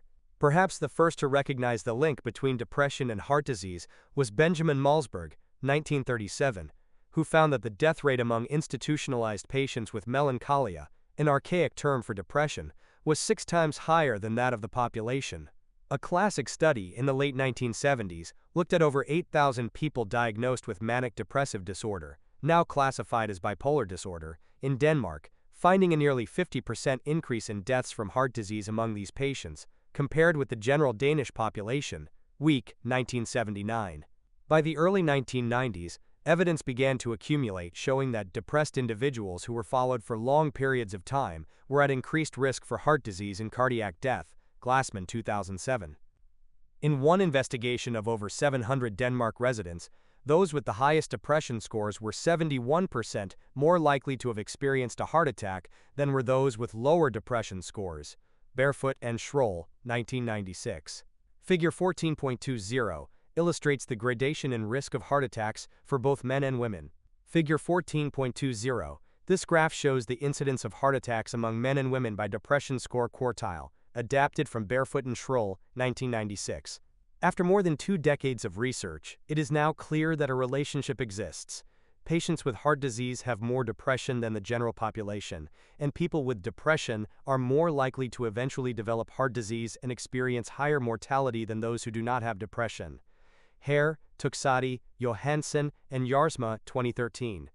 The more severe the depression, the higher the risk. Glassman, 2007. Consider the following. In one study, death rates from cardiovascular problems were substantially higher in depressed people. Depressed men were 50% more likely to have died from cardiovascular problems, and depressed women were 70% more likely. Osby, Brandt, Correa, Ekbom, and Sperrin, 2001. A statistical review of 10 longitudinal studies involving initially healthy individuals revealed that those with elevated depressive symptoms have, on average, a 64% greater risk of developing heart disease than do those with fewer symptoms. Wilson and Single, 2003. A study of over 63,000 registered nurses found that those with more depressed symptoms when the study began were 49% more likely to experience fatal heart disease over a 12-year period. Wang et al. 2009. The American Heart Association, fully aware of the established importance of depression in cardiovascular diseases, several years ago recommended routine depression screening for all heart disease patients. Lichtman et al. 2008. Recently, they have recommended including depression as a risk factor for heart disease patients. AHA 2014. Although the exact mechanisms through which depression might produce heart problems have not been fully clarified, a recent investigation examining this connection in early life has shed some light. In an ongoing study of childhood depression, adolescents who had been diagnosed with depression as children were more likely to be obese, smoke, and be physically inactive than were those who had not received this diagnosis. Rottenberg et al. 2014. One implication of this study is that depression, especially if it occurs early in life, may increase the likelihood of living an unhealthy lifestyle, thereby predisposing people to an unfavorable cardiovascular disease risk profile. It is important to point out that depression may be just one piece of the emotional puzzle in elevating the risk for heart disease, and that chronically experiencing several negative emotional states may be especially important. A longitudinal investigation of Vietnam War veterans found that depression, anxiety, hostility, and trait anger each independently predicted the onset of heart disease. Boyle, Michalek and Suarez, 2006. However, when each of these negative psychological attributes was combined into a single variable, this new variable, which researchers called psychological risk factor, predicted heart disease more strongly than any of the individual variables. Thus, rather than examining the predictive power of isolated psychological risk factors, it seems crucial for future researchers to examine the effects of combined and more general negative emotional and psychological traits in the development of cardiovascular illnesses. Asthma. Asthma is a chronic and serious disease in which the airways of the respiratory system become obstructed, leading to great difficulty expelling air from the lungs. The airway obstruction is caused by inflammation of the airways, leading to thickening of the airway walls, and a tightening of the muscles around them, resulting in a narrowing of the airways. Figure 14.21, American Lung Association, 2010. Because airways become obstructed, a person with asthma will sometimes have great difficulty breathing and will experience repeated episodes of wheezing, chest tightness, shortness of breath, and coughing, the latter occurring mostly during the morning and night. CDC, 2006. Figure 14.21. In asthma, the airways become inflamed and narrowed.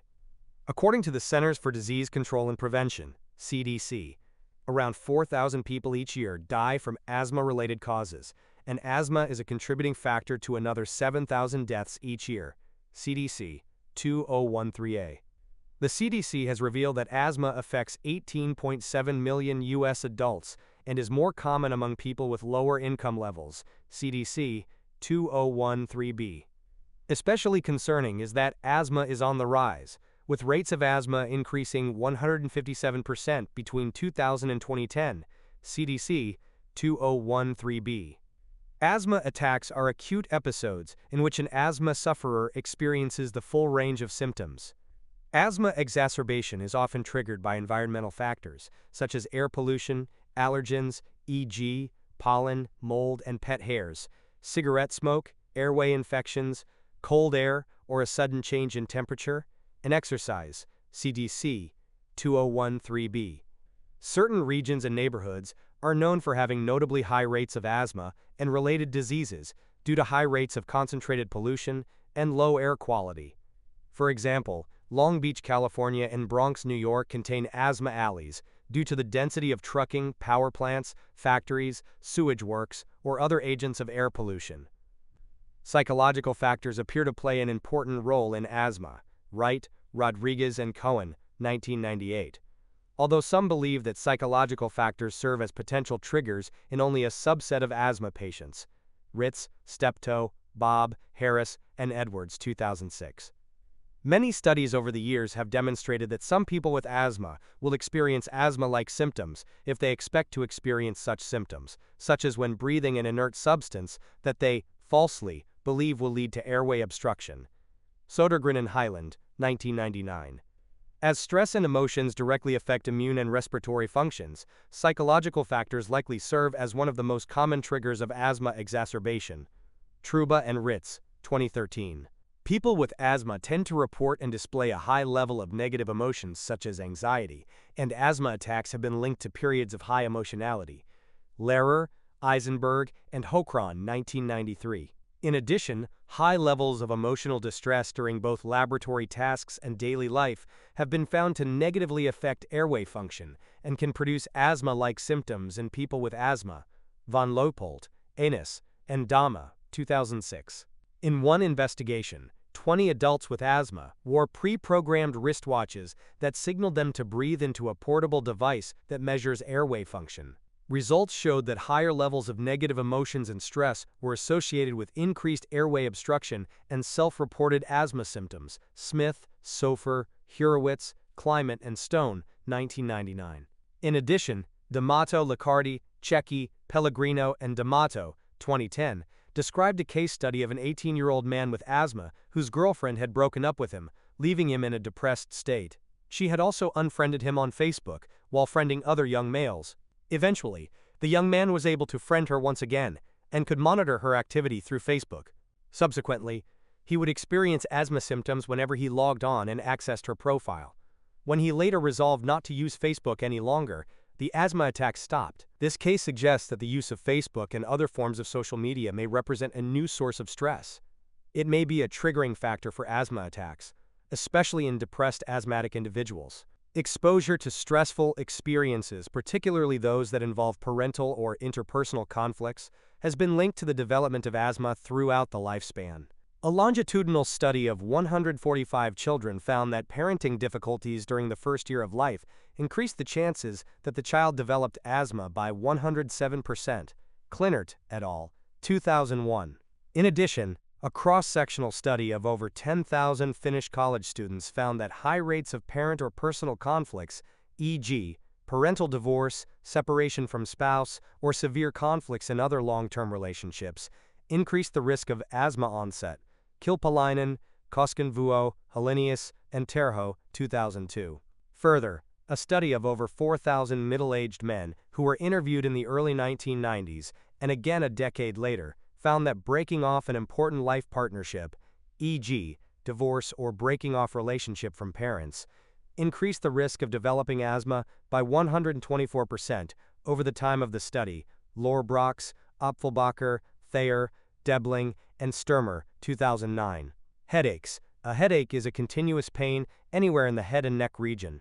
Inflammation of the sinuses caused by an infection or allergic reaction can cause sinus headaches, which are experienced as pain in the cheeks and forehead.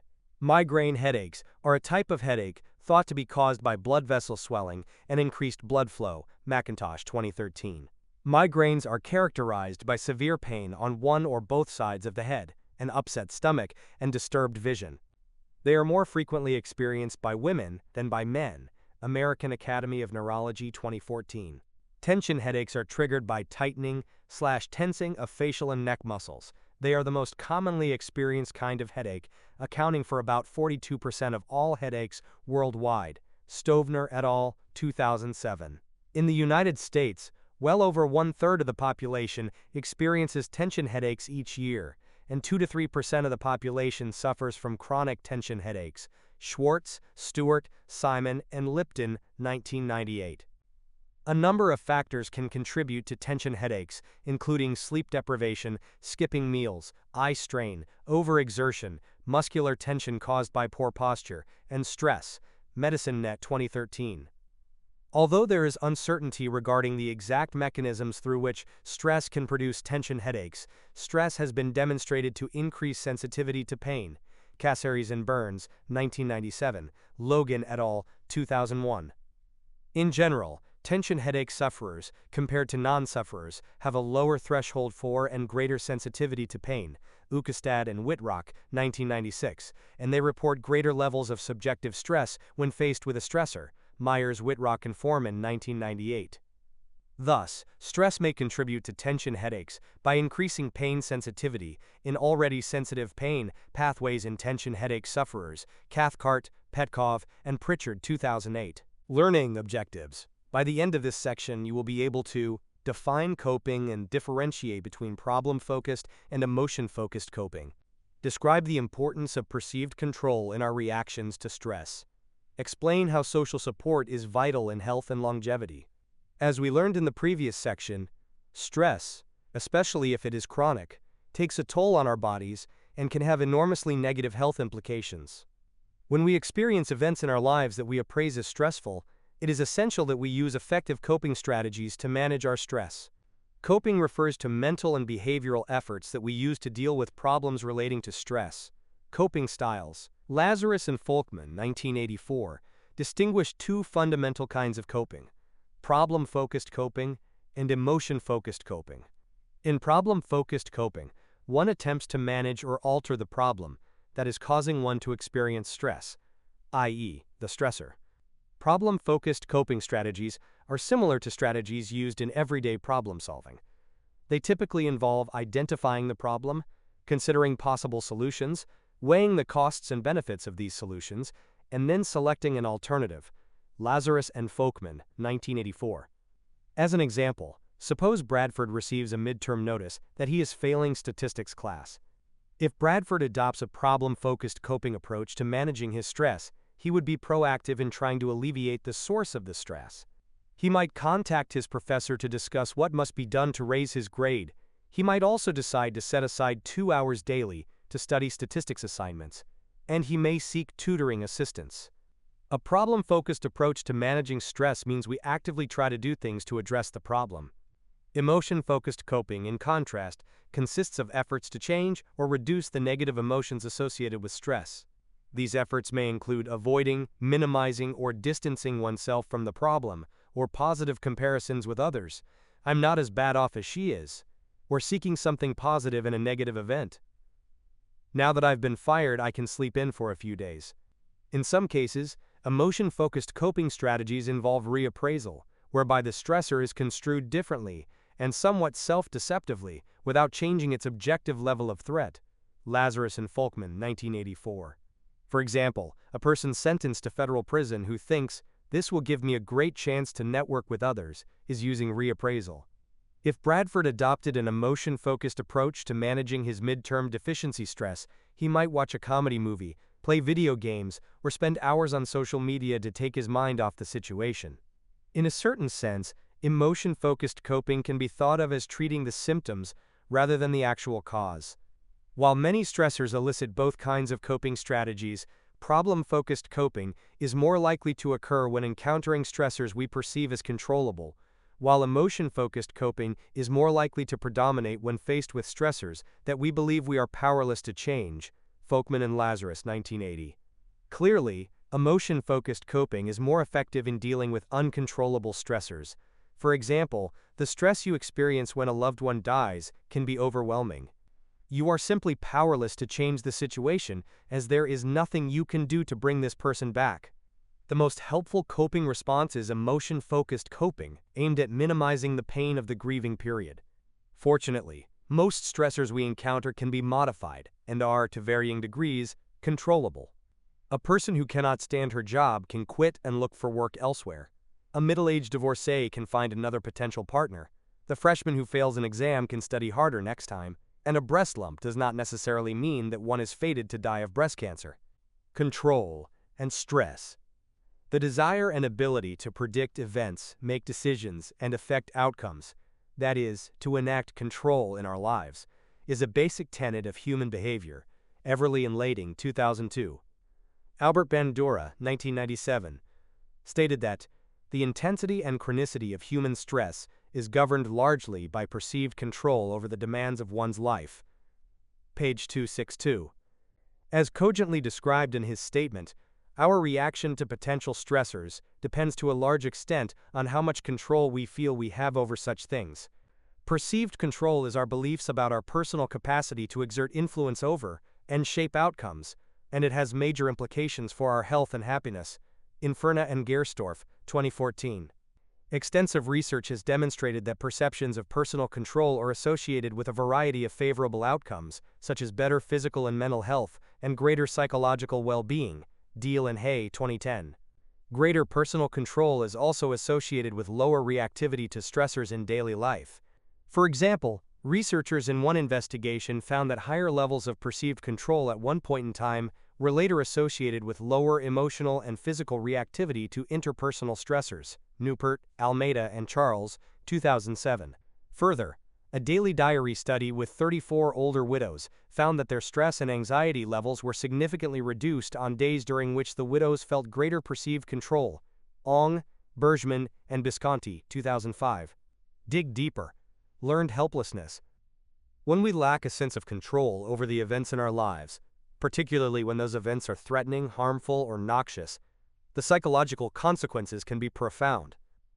In one of the better illustrations of this concept, psychologist Martin Seligman conducted a series of classic experiments in the 1960s, Seligman and Meyer, 1967, in which dogs were placed in a chamber where they received electric shocks from which they could not escape. Later, when these dogs were given the opportunity to escape the shocks by jumping across a partition, most failed to even try. They seemed to just give up and passively accept any shocks the experimenters chose to administer. In comparison, dogs who were previously allowed to escape the shocks tended to jump the partition and escape the pain. Figure 14.22. Figure 14.22. Seligman's learned helplessness experiments with dogs used an apparatus that measured when the animals would move from a floor delivering shocks to one without. Seligman believed that the dogs who failed to try to escape the later shocks were demonstrating learned helplessness. They had acquired a belief that they were powerless to do anything about the stimulation they were receiving. Seligman also believed that the passivity and lack of initiative these dogs demonstrated was similar to that observed in human depression. Therefore, Seligman speculated that learned helplessness might be an important cause of depression in humans. Humans who experience negative life events that they believe they are unable to control may become helpless. As a result, they give up trying to change the situation, and some may become depressed and show lack of initiative in future situations in which they can control the outcomes. Seligman, Meyer, and Geer, 1968. In an application Seligman never proposed, learned helplessness was later used as a methodology in the torture of prisoners by U.S. military and intelligence personnel following the 2001 attacks on the World Trade Center. The psychologists who designed the torture program, James E. Mitchell and Bruce Jessen, theorized that detainees who were subjected to uncontrollable afflictions would eventually become passive and compliant, making them more likely to reveal information to their interrogators. There is little evidence that the program achieved worthwhile results. It is now widely regarded as unethical and unjustified. This example emphasizes the need to consistently consider the ethics of research studies and their applications. Konnikova, 2015. Seligman and colleagues later reformulated the original learned helplessness model of depression. Abramson, Seligman, and Teasdale, 1978. In their reformulation, they emphasized attributions, i.e., a mental explanation for why something occurred, that fostered a sense of learned helplessness. For example, suppose a coworker shows up late to work. Your belief as to what caused the coworker's tardiness would be an attribution. E.g., too much traffic, slept too late, or just doesn't care about being on time. The reformulated version of Seligman's study holds that the attributions made for negative life events contribute to depression. Consider the example of a student who performs poorly on a midterm exam.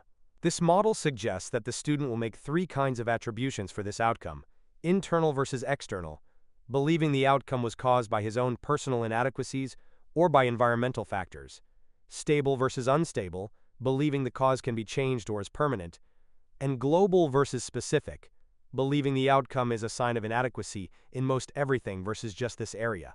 Assume that the student makes an internal, "I'm just not smart," stable, "Nothing can be done to change the fact that I'm not smart," and global, "This is another example of how lousy I am at everything," attribution for the poor performance. The reformulated theory predicts that the student would perceive a lack of control over this stressful event and thus be especially prone to developing depression. Indeed, research has demonstrated that people who have a tendency to make internal, global, and stable attributions for bad outcomes tend to develop symptoms of depression when faced with negative life experiences. Peterson and Seligman, 1984. Fortunately, attribution habits can be changed through practice. Training in healthy attribution habits has been shown to make people less vulnerable to depression. Konnikova, 2015. Seligman's learned helplessness model has emerged over the years as a leading theoretical explanation for the onset of major depressive disorder. When you study psychological disorders, you will learn more about the latest reformulation of this model, now called hopelessness theory. People who report higher levels of perceived control view their health as controllable, thereby making it more likely that they will better manage their health and engage in behaviors conducive to good health. Bandura, 2004. Not surprisingly, greater perceived control has been linked to lower risk of physical health problems, including declines in physical functioning. Inferna, Gerstorff, Rahm, Shoup, and Wagner, 2011. Heart attacks, Rosengren et al. 2004, and both cardiovascular disease incidents, Sturmer, Hasselbach and Amelang 2006, and mortality from cardiac disease, Surtees et al. 2010. In addition, longitudinal studies of British civil servants have found that those in low-status jobs, e.g., clerical and office support staff, in which the degree of control over the job is minimal, are considerably more likely to develop heart disease than those with high-status jobs or considerable control over their jobs. Marmot, Bosma, Hemingway, and Stansfeld, 1997. The link between perceived control and health may provide an explanation for the frequently observed relationship between social class and health outcomes. Krauss, Piff, Mendoza-Denton, Reinschmidt, and Keltner, 2012. In general, research has found that more affluent individuals experience better health, partly because they tend to believe that they can personally control and manage their reactions to life's stressors. Johnson and Kruger, 2006. Perhaps buoyed by the perceived level of control, individuals of higher social class may be prone to overestimating the degree of influence they have over particular outcomes. For example, those of higher social class tend to believe that their votes have greater sway on election outcomes than do those of lower social class, which may explain higher rates of voting in more affluent communities. Krosnick, 1990. Other research has found that a sense of perceived control can protect less affluent individuals from poorer health, depression, and reduced life satisfaction, all of which tend to accompany lower social standing. Lachman and Weaver, 1998. Taken together, findings from these and many other studies clearly suggest that perceptions of control and coping abilities are important in managing and coping with the stressors we encounter throughout life. Social support. The need to form and maintain strong, stable relationships with others is a powerful, pervasive, and fundamental human motive. Baumeister and Leary, 1995. Building strong interpersonal relationships with others helps us establish a network of close, caring individuals who can provide social support in times of distress, sorrow, and fear.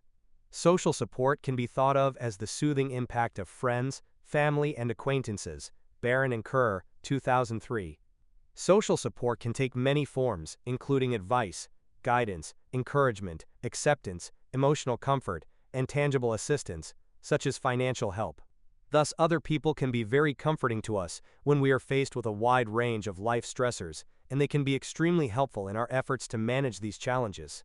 Even in non-human animals, species mates can offer social support during times of stress. For example, elephants seem to be able to sense when other elephants are stressed and will often comfort them with physical contact, such as a trunk touch or an empathetic vocal response. Krumboltz, 2014. Scientific interest in the importance of social support first emerged in the 1970s when health researchers developed an interest in the health consequences of being socially integrated. Strobe and Strobe, 1996. Interest was further fueled by longitudinal studies showing that social connectedness reduced mortality. In one classic study, nearly 7,000 Alameda County, California, residents were followed over 9 years. Those who had previously indicated that they lacked social and community ties were more likely to die during the follow-up period than those with more extensive social networks. Compared to those with the most social contacts, isolated men and women were, respectively, 2.3 and 2.8 times more likely to die. These trends persisted even after controlling for a variety of health-related variables, such as smoking, alcohol consumption, self-reported health at the beginning of the study, and physical activity. Berkman and Syme, 1979. Since the time of that study, social support has emerged as one of the well-documented psychosocial factors affecting health outcomes. Uccino, 2009. A statistical review of 148 studies conducted between 1982 and 2007, involving over 300,000 participants, concluded that individuals with stronger social relationships have a 50% greater likelihood of survival compared to those with weak or insufficient social relationships. Holt, Lundstad, Smith, and Layton, 2010. According to the researchers, the magnitude of the effect of social support observed in this study is comparable with quitting smoking and exceeded many well-known risk factors for mortality, such as obesity and physical inactivity. Figure 14.23. Figure 14.23. Close relationships with others, whether A, a group of friends, or B, a family circle, provide more than happiness and fulfillment. They can help foster good health. A number of large-scale studies have found that individuals with low levels of social support are at greater risk of mortality, especially from cardiovascular disorders. Brummett et al., 2001. Further, higher levels of social support have been linked to better survival rates following breast cancer. Phalagas et al., 2007, and infectious diseases, especially HIV infection. Lee and Rotherham Boris, 2001. In fact, a person with high levels of social support is less likely to contract a common cold. In one study, 334 participants completed questionnaires assessing their sociability. These individuals were subsequently exposed to a virus that causes a common cold and monitored for several weeks to see who became ill. Results showed that increased sociability was linearly associated with a decreased probability of developing a cold. Cohen, Doyle, Turner, Alper, and Schoner, 2003. For many of us, friends are a vital source of social support. But what if you find yourself in a situation in which you have few friends and companions? Many students who leave home to attend and live at college experience drastic reductions in their social support, which makes them vulnerable to anxiety, depression, and loneliness. Social media can sometimes be useful in navigating these transitions. Rainey and Troop Gordon, 2012. But might also cause increases in loneliness. Hunt, Marks, Lipson, and Young, 2018. For this reason, many colleges have designed first-year programs, such as peer mentoring, Raymond and Shepard, 2018, that can help students build new social networks. For some people, our families, especially our parents, are a major source of social support. Social support appears to work by boosting the immune system, especially among people who are experiencing stress.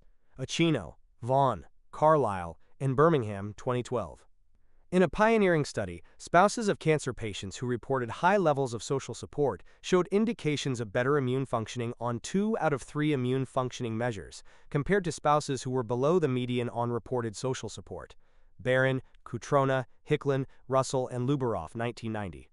Studies of other populations have produced similar results, including those of spousal caregivers of dementia sufferers, medical students, elderly adults, and cancer patients. Cohen and Herbert, 1996. Kiecolt, Glazer, McGuire, Robles, and Glazer, 2002. In addition, social support has been shown to reduce blood pressure for people performing stressful tasks, such as giving a speech or performing mental arithmetic. Lee Poor, 1998. In these kinds of studies, participants are usually asked to perform a stressful task either alone, with a stranger present, who may be either supportive or unsupportive, or with a friend present. Those tested with a friend present generally exhibit lower blood pressure than those tested alone or with a stranger. Fontana, Diedion, Villeneuve, and Lepore, 1999. In one study, 1.2 female participants who performed stressful mental arithmetic exhibited lower blood pressure when they received support from a friend rather than a stranger, but only if the friend was a male. Phillips, Gallagher, and Carroll, 2009. Although these findings are somewhat difficult to interpret, the authors mention that it is possible that females feel less supported and more evaluated by other females, particularly females whose opinions they value. Taken together, the findings above suggest one of the reasons social support is connected to favorable health outcomes is because it has several beneficial physiological effects in stressful situations. However, it is also important to consider the possibility that social support may lead to better health behaviors, such as a healthy diet, exercising, smoking cessation, and cooperation with medical regimens. Uchino, 2009. Dig deeper. Stress and discrimination. Being the recipient of prejudice and discrimination is associated with a number of negative outcomes. Many studies have shown how discrimination is a significant stressor for marginalized groups. Pascoe and Smart Richmond, 2009. discrimination negatively impacts both physical and mental health for individuals in stigmatized groups. As you'll learn when you study social psychology, various social identities, such as gender, age, religion, sexuality, ethnicity, often lead people to simultaneously be exposed to multiple forms of discrimination, which can have even stronger negative effects on mental and physical health. Vines, Ward, Cordoba, and Black, 2017.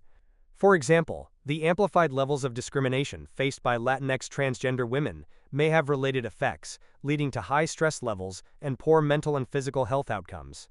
Perceived control and the general adaptation syndrome help explain the process by which discrimination affects mental and physical health. Discrimination can be conceptualized as an uncontrollable, persistent, and unpredictable stressor. When a discriminatory event occurs, the target of the event initially experiences an acute stress response, alarm stage. This acute reaction alone does not typically have a great impact on health.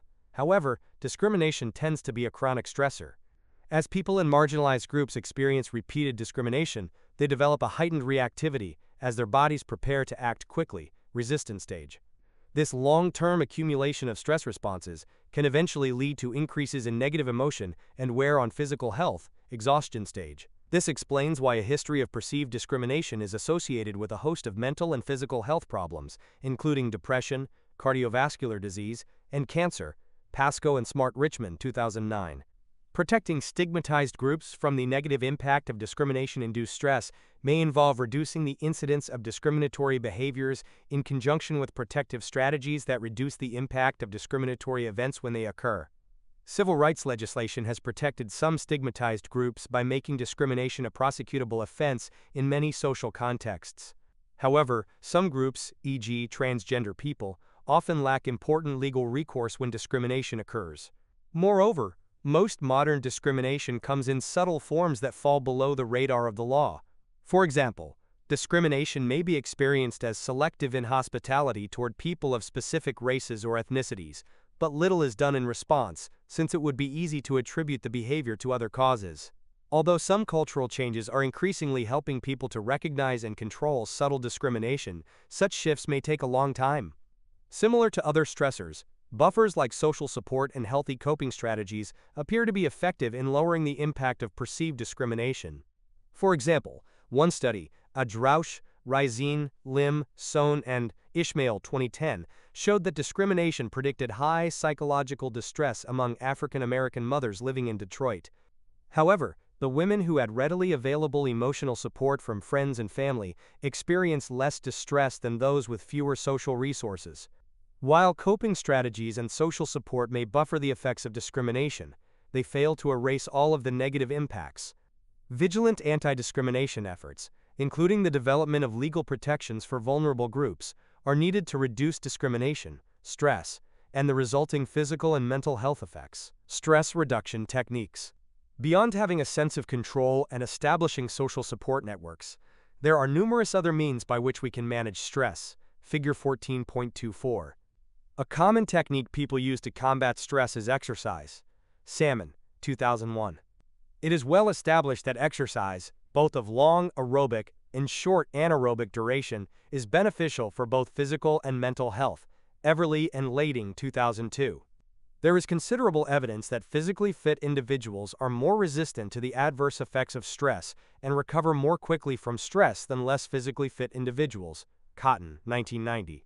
In a study of more than 500 Swiss police officers and emergency service personnel, increased physical fitness was associated with reduced stress, and regular exercise was reported to protect against stress-related health problems. Gerber, Kelman, Hartman, and Pusey, 2010. Figure 14.24. Stress reduction techniques may include A. Exercise, B. Meditation and relaxation, or C. Biofeedback. One reason exercise may be beneficial is because it might buffer some of the deleterious physiological mechanisms of stress. One study found rats that exercised for 6 weeks showed a decrease in hypothalamic pituitary adrenal responsiveness to mild stressors. Campeau et al. 2010. In high-stress humans, exercise has been shown to prevent telomere shortening, which may explain the common observation of a youthful appearance among those who exercise regularly. Puterman et al. 2010. Further, Exercise in later adulthood appears to minimize the detrimental effects of stress on the hippocampus and memory. Head, Singh and Bug, 2012.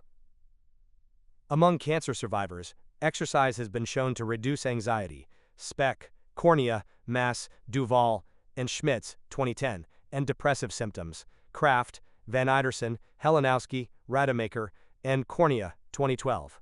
Clearly, exercise is a highly effective tool for regulating stress. In the 1970s, Herbert Benson, a cardiologist, developed a stress reduction method called the relaxation response technique. Greenberg, 2006. The relaxation response technique combines relaxation with transcendental meditation and consists of 4 components.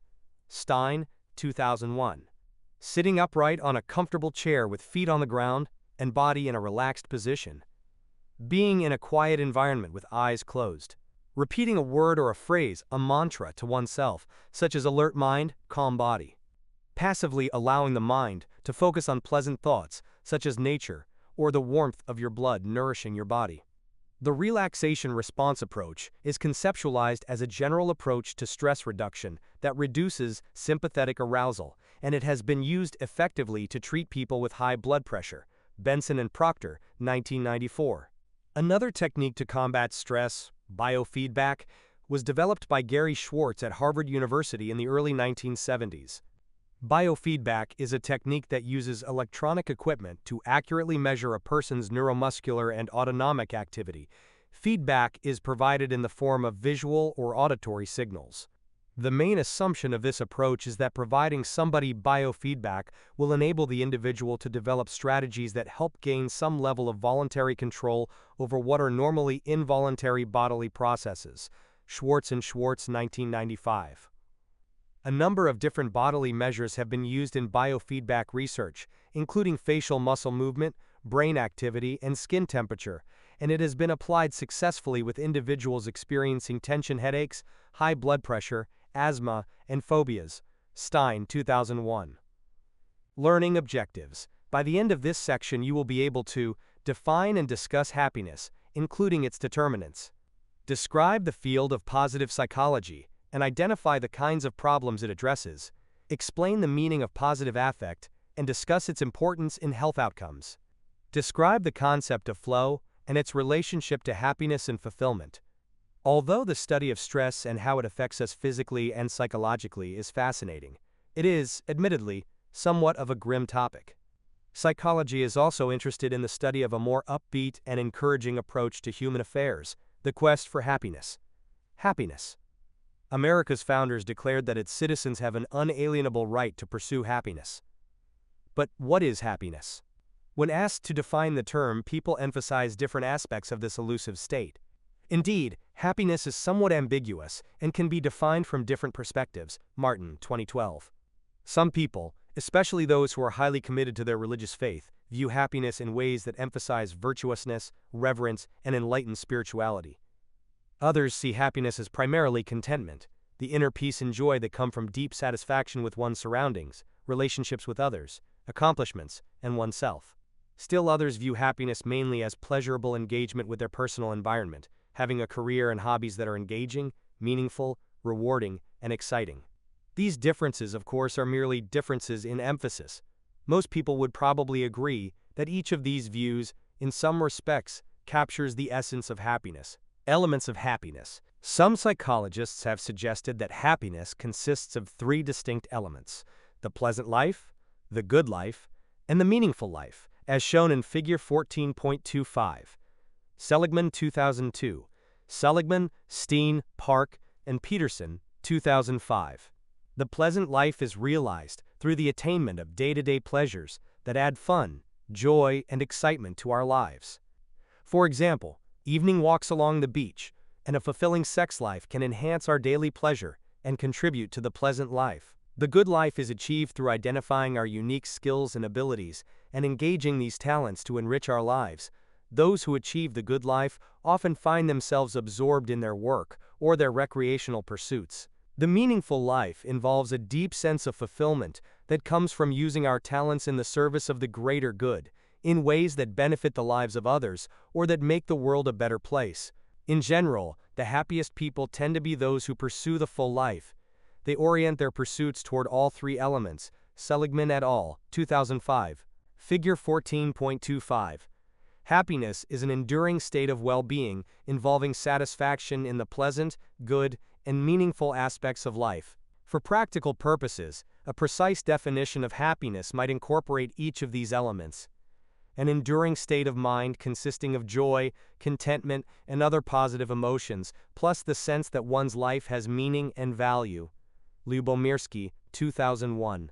The definition implies that happiness is a long-term state, what is often characterized as subjective well-being, rather than merely a transient positive mood we all experience from time to time. It is this enduring happiness that has captured the interest of psychologists and other social scientists. The study of happiness has grown dramatically in the last 3 decades. Diener, 2013. One of the most basic questions that happiness investigators routinely examine is this: how happy are people in general? The average person in the world tends to be relatively happy and tends to indicate experiencing more positive feelings than negative feelings.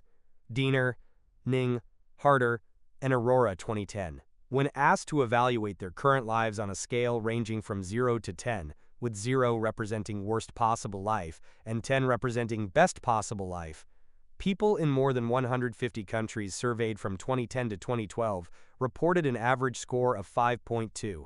People who live in North America, Australia, and New Zealand reported the highest average score at 7.1, whereas those living sub-Saharan Africa reported the lowest average score at 4.6. Helliwell, Laird, and Sachs, 2013. Worldwide, the 5 happiest countries are Denmark, Norway, Switzerland, the Netherlands, and Sweden. The United States is ranked 17th happiest, figure 14.26.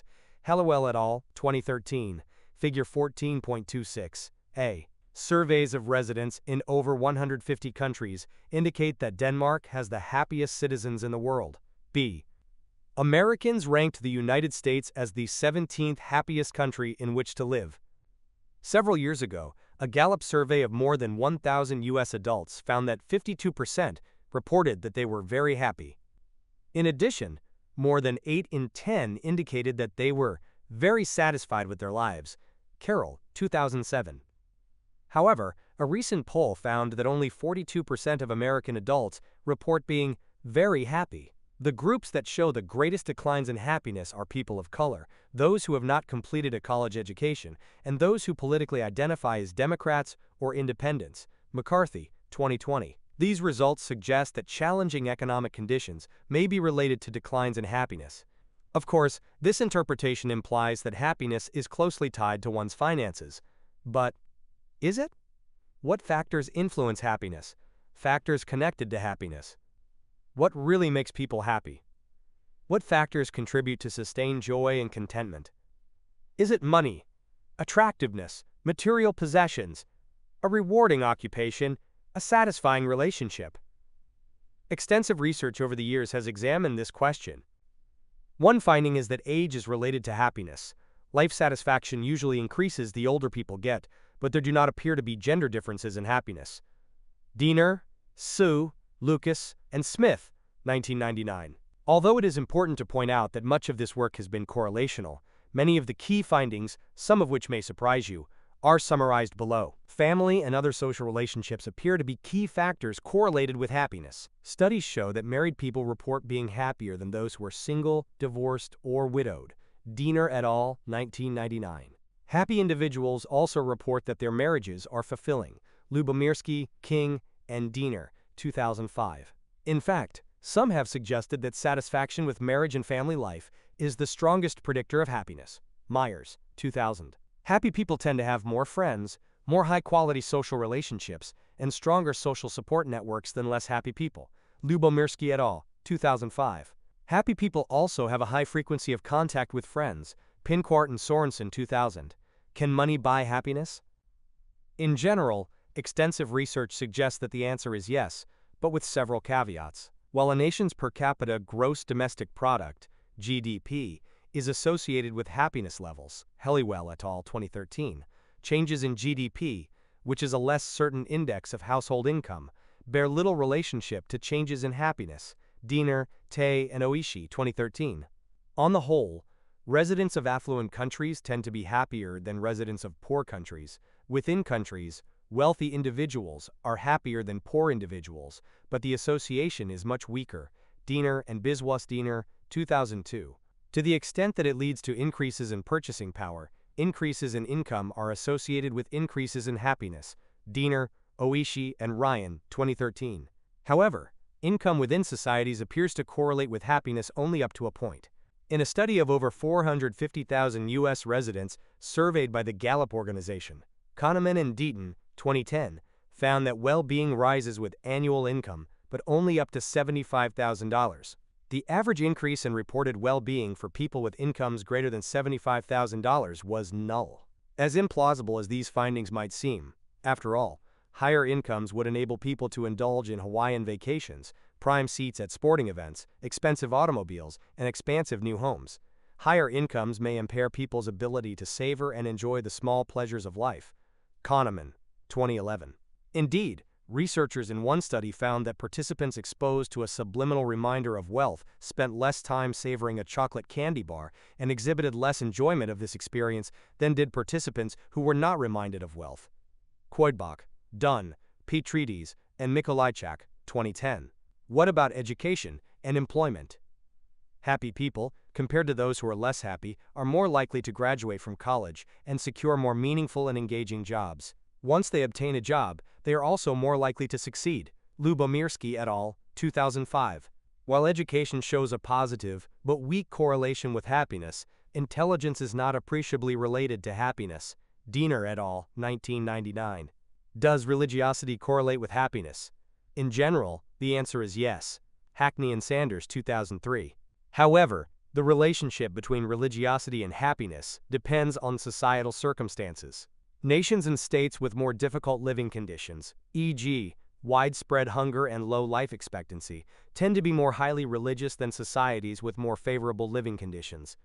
Among those who live in nations with difficult living conditions, religiosity is associated with greater well-being. In nations with more favorable living conditions, religious and non-religious individuals report similar levels of well-being. Diener, Tay, and Myers, 2011. Clearly, the living conditions of one's nation can influence factors related to happiness. What about the influence of one's culture? To the extent that people possess characteristics that are highly valued by their culture, they tend to be happier. Diener, 2012. For example, self-esteem is a stronger predictor of life satisfaction in individualistic cultures than in collectivistic cultures. Diener, and Diener, 1995. And extroverted people tend to be happier in extroverted cultures than in introverted cultures. Fulmer et al., 2010. So we've identified many factors that exhibit some correlation to happiness. What factors don't show a correlation? Researchers have studied both parenthood and physical attractiveness as potential contributors to happiness, but no link has been identified. Although people tend to believe that parenthood is central to a meaningful and fulfilling life, aggregate findings from a range of countries indicate that people who do not have children are generally happier than those who do. Hansen, 2012. And although one's perceived level of attractiveness seems to predict happiness, a person's objective physical attractiveness is only weakly correlated with their happiness. Diener, Wolsick, and Fujita, 1995. Life events and happiness. An important point should be considered regarding happiness. People are often poor at affective forecasting, predicting the intensity and duration of their future emotions. Wilson and Gilbert, 2003. In one study, nearly all newlywed spouses predicted their marital satisfaction would remain stable or improve over the following 4 years. Despite this high level of initial optimism, their marital satisfaction actually declined during this period. Lavner, Carner, and Bradbury, 2013. In addition, we are often incorrect when estimating how our long-term happiness would change for the better or worse in response to certain life events. For example, it is easy for many of us to imagine how euphoric we would feel if we won the lottery, were asked on a date by an attractive celebrity, or were offered our dream job. It is also easy to understand how long-suffering fans of the Chicago Cubs baseball team, which had not won a World Series championship since 1908, thought they would feel permanently elated when their team finally won another World Series in 2016. Likewise, it is easy to predict that we would feel permanently miserable if we suffered a disabling accident or if a romantic relationship ended. However, something similar to sensory adaptation often occurs when people experience emotional reactions to life events. In much the same way our senses adapt to changes in stimulation, e.g., our eyes adapting to bright light after walking out of the darkness of a movie theater into the bright afternoon sun, we eventually adapt to changing emotional circumstances in our lives. Brickman and Campbell, 1971, Helson, 1964. When an event that provokes positive or negative emotions occurs, at first we tend to experience its emotional impact at full intensity. We feel a burst of pleasure following such things as a marriage proposal, birth of a child, acceptance to law school, an inheritance, and the like. As you might imagine, lottery winners experience a surge of happiness after hitting the jackpot. Lutter, 2007. Likewise, we experience a surge of misery following widowhood, a divorce, or a layoff from work. In the long run, however, we eventually adjust to the emotional new normal. The emotional impact of the event tends to erode, and we eventually revert to our original baseline happiness levels. Thus, what was at first a thrilling lottery windfall or World Series championship eventually loses its luster and becomes the status quo. Figure 14.27. Indeed, dramatic life events have much less long-lasting impact on happiness than might be expected. Brickman, Coates, and Janoff-Bullman, 1978. Figure 14.27a. Long-suffering Chicago Cub fans felt elated in 2016 when their team won a World Series championship, a feat that had not been accomplished by that franchise in over a century. B. In ways that are similar, those who play the lottery rightfully think that choosing the correct numbers and winning millions would lead to a surge in happiness. However, the initial burst of elation following such elusive events would most likely erode with time.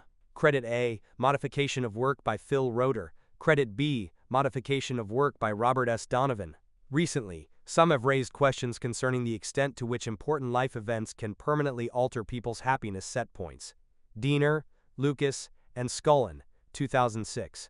Evidence from a number of investigations suggests that, in some circumstances, happiness levels do not revert to their original positions. For example, although people generally tend to adapt to marriage so that it no longer makes them happier or unhappier than before, they often do not fully adapt to unemployment or severe disabilities.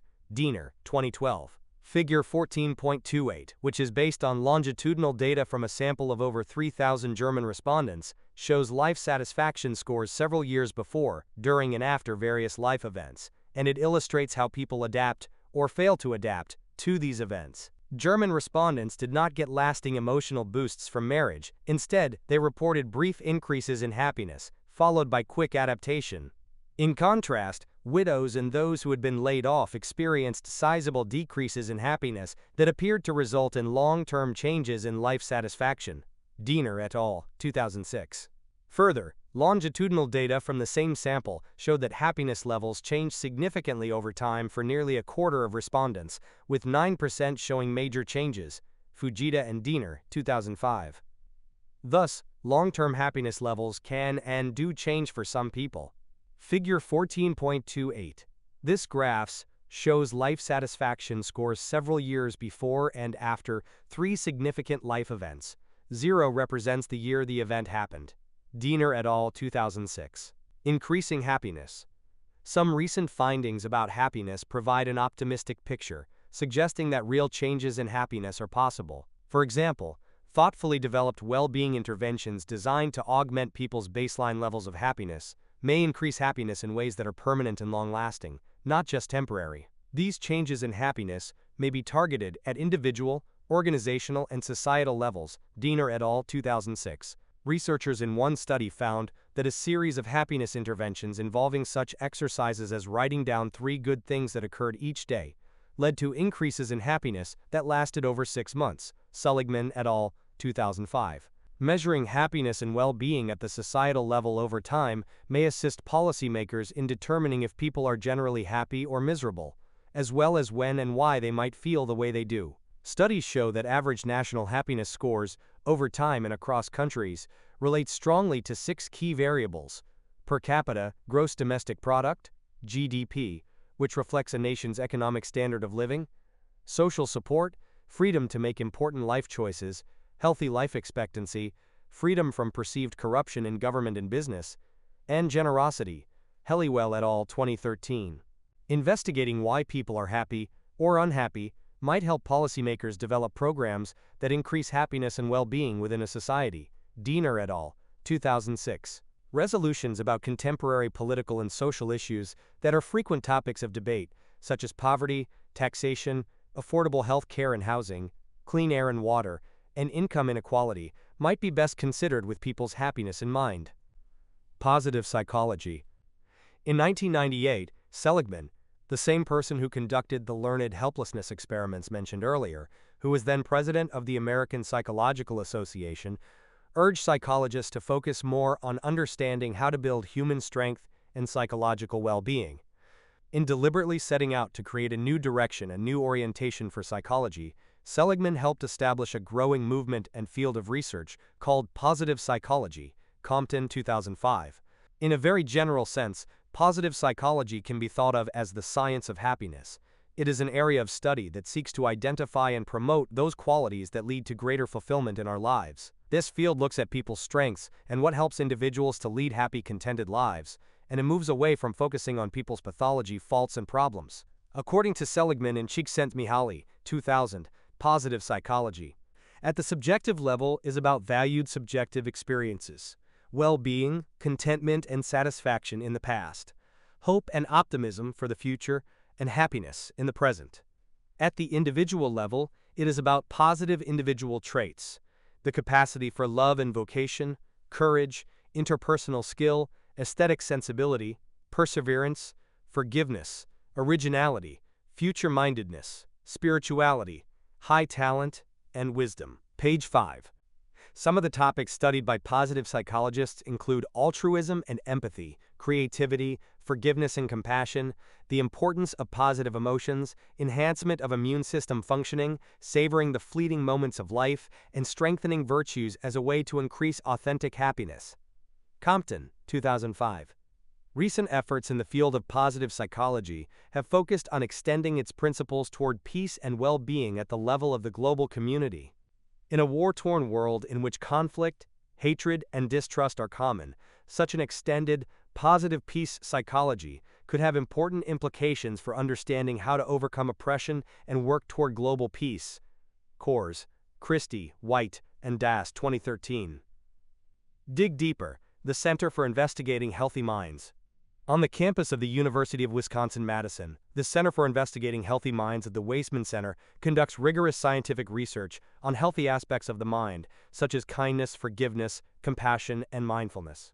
Established in 2008 and led by renowned neuroscientist Dr. Richard J. Davidson, the center examines a wide range of ideas, including such things as a kindness curriculum in schools, neural correlates of prosocial behavior, psychological effects of Tai Chi training, digital games to foster prosocial behavior in children, and the effectiveness of yoga and breathing exercises in reducing symptoms of post-traumatic stress disorder.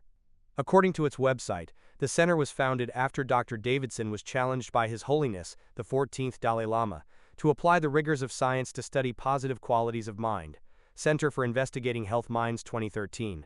The center continues to conduct scientific research with the aim of developing mental health training approaches that help people to live happier, healthier lives. Positive affect and optimism. Taking a cue from positive psychology, extensive research over the last 10 to 15 years has examined the importance of positive psychological attributes in physical well-being.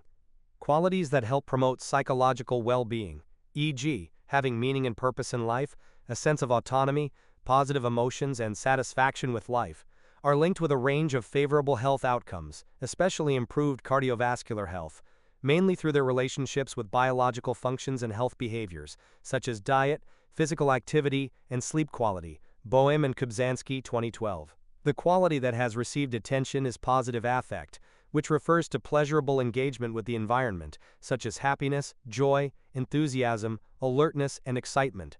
Watson, Clark, and Telegen, 1988. The characteristics of positive affect, as with negative affect, discussed earlier, can be brief, long-lasting, or trait-like. Pressman and Cohen, 2005. Independent of age, gender, and income, positive affect is associated with greater social connectedness, emotional and practical support, adaptive coping efforts, and lower depression. It is also associated with longevity and favorable physiological functioning. Steptoe, O'Donnell, Marmot, and Wardle, 2008. Positive affect also serves as a protective factor against heart disease.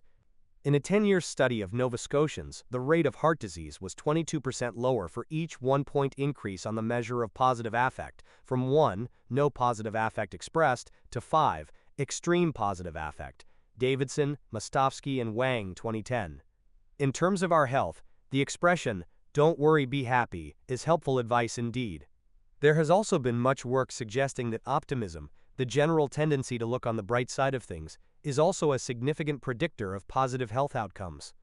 Although positive affect and optimism are related in some ways, they are not the same. Pressman and Cohen, 2005. Whereas positive affect is mostly concerned with positive feeling states, optimism has been regarded as a generalized tendency to expect that good things will happen. Chang, 2001. It has also been conceptualized as a tendency to view life's stressors and difficulties as temporary and external to oneself. Peterson and Steen, 2002.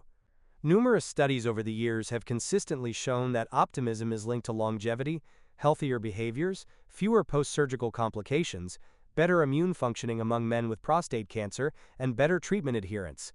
Rasmussen and Wallio, 2008. Further, optimistic people report fewer physical symptoms, less pain, better physical functioning, and are less likely to be rehospitalized following heart surgery.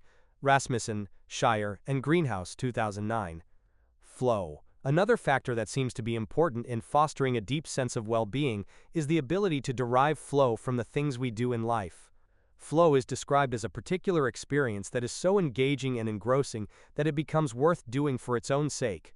Csikszentmihalyi, 1997. It is usually related to creative endeavors and leisure activities, but it can also be experienced by workers who like their jobs or students who love studying.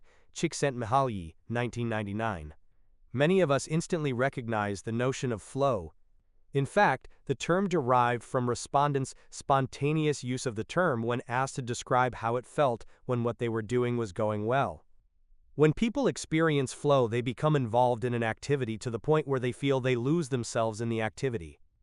They effortlessly maintain their concentration and focus. They feel as though they have complete control of their actions, and time seems to pass more quickly than usual. Csikszentmihalyi, 1997.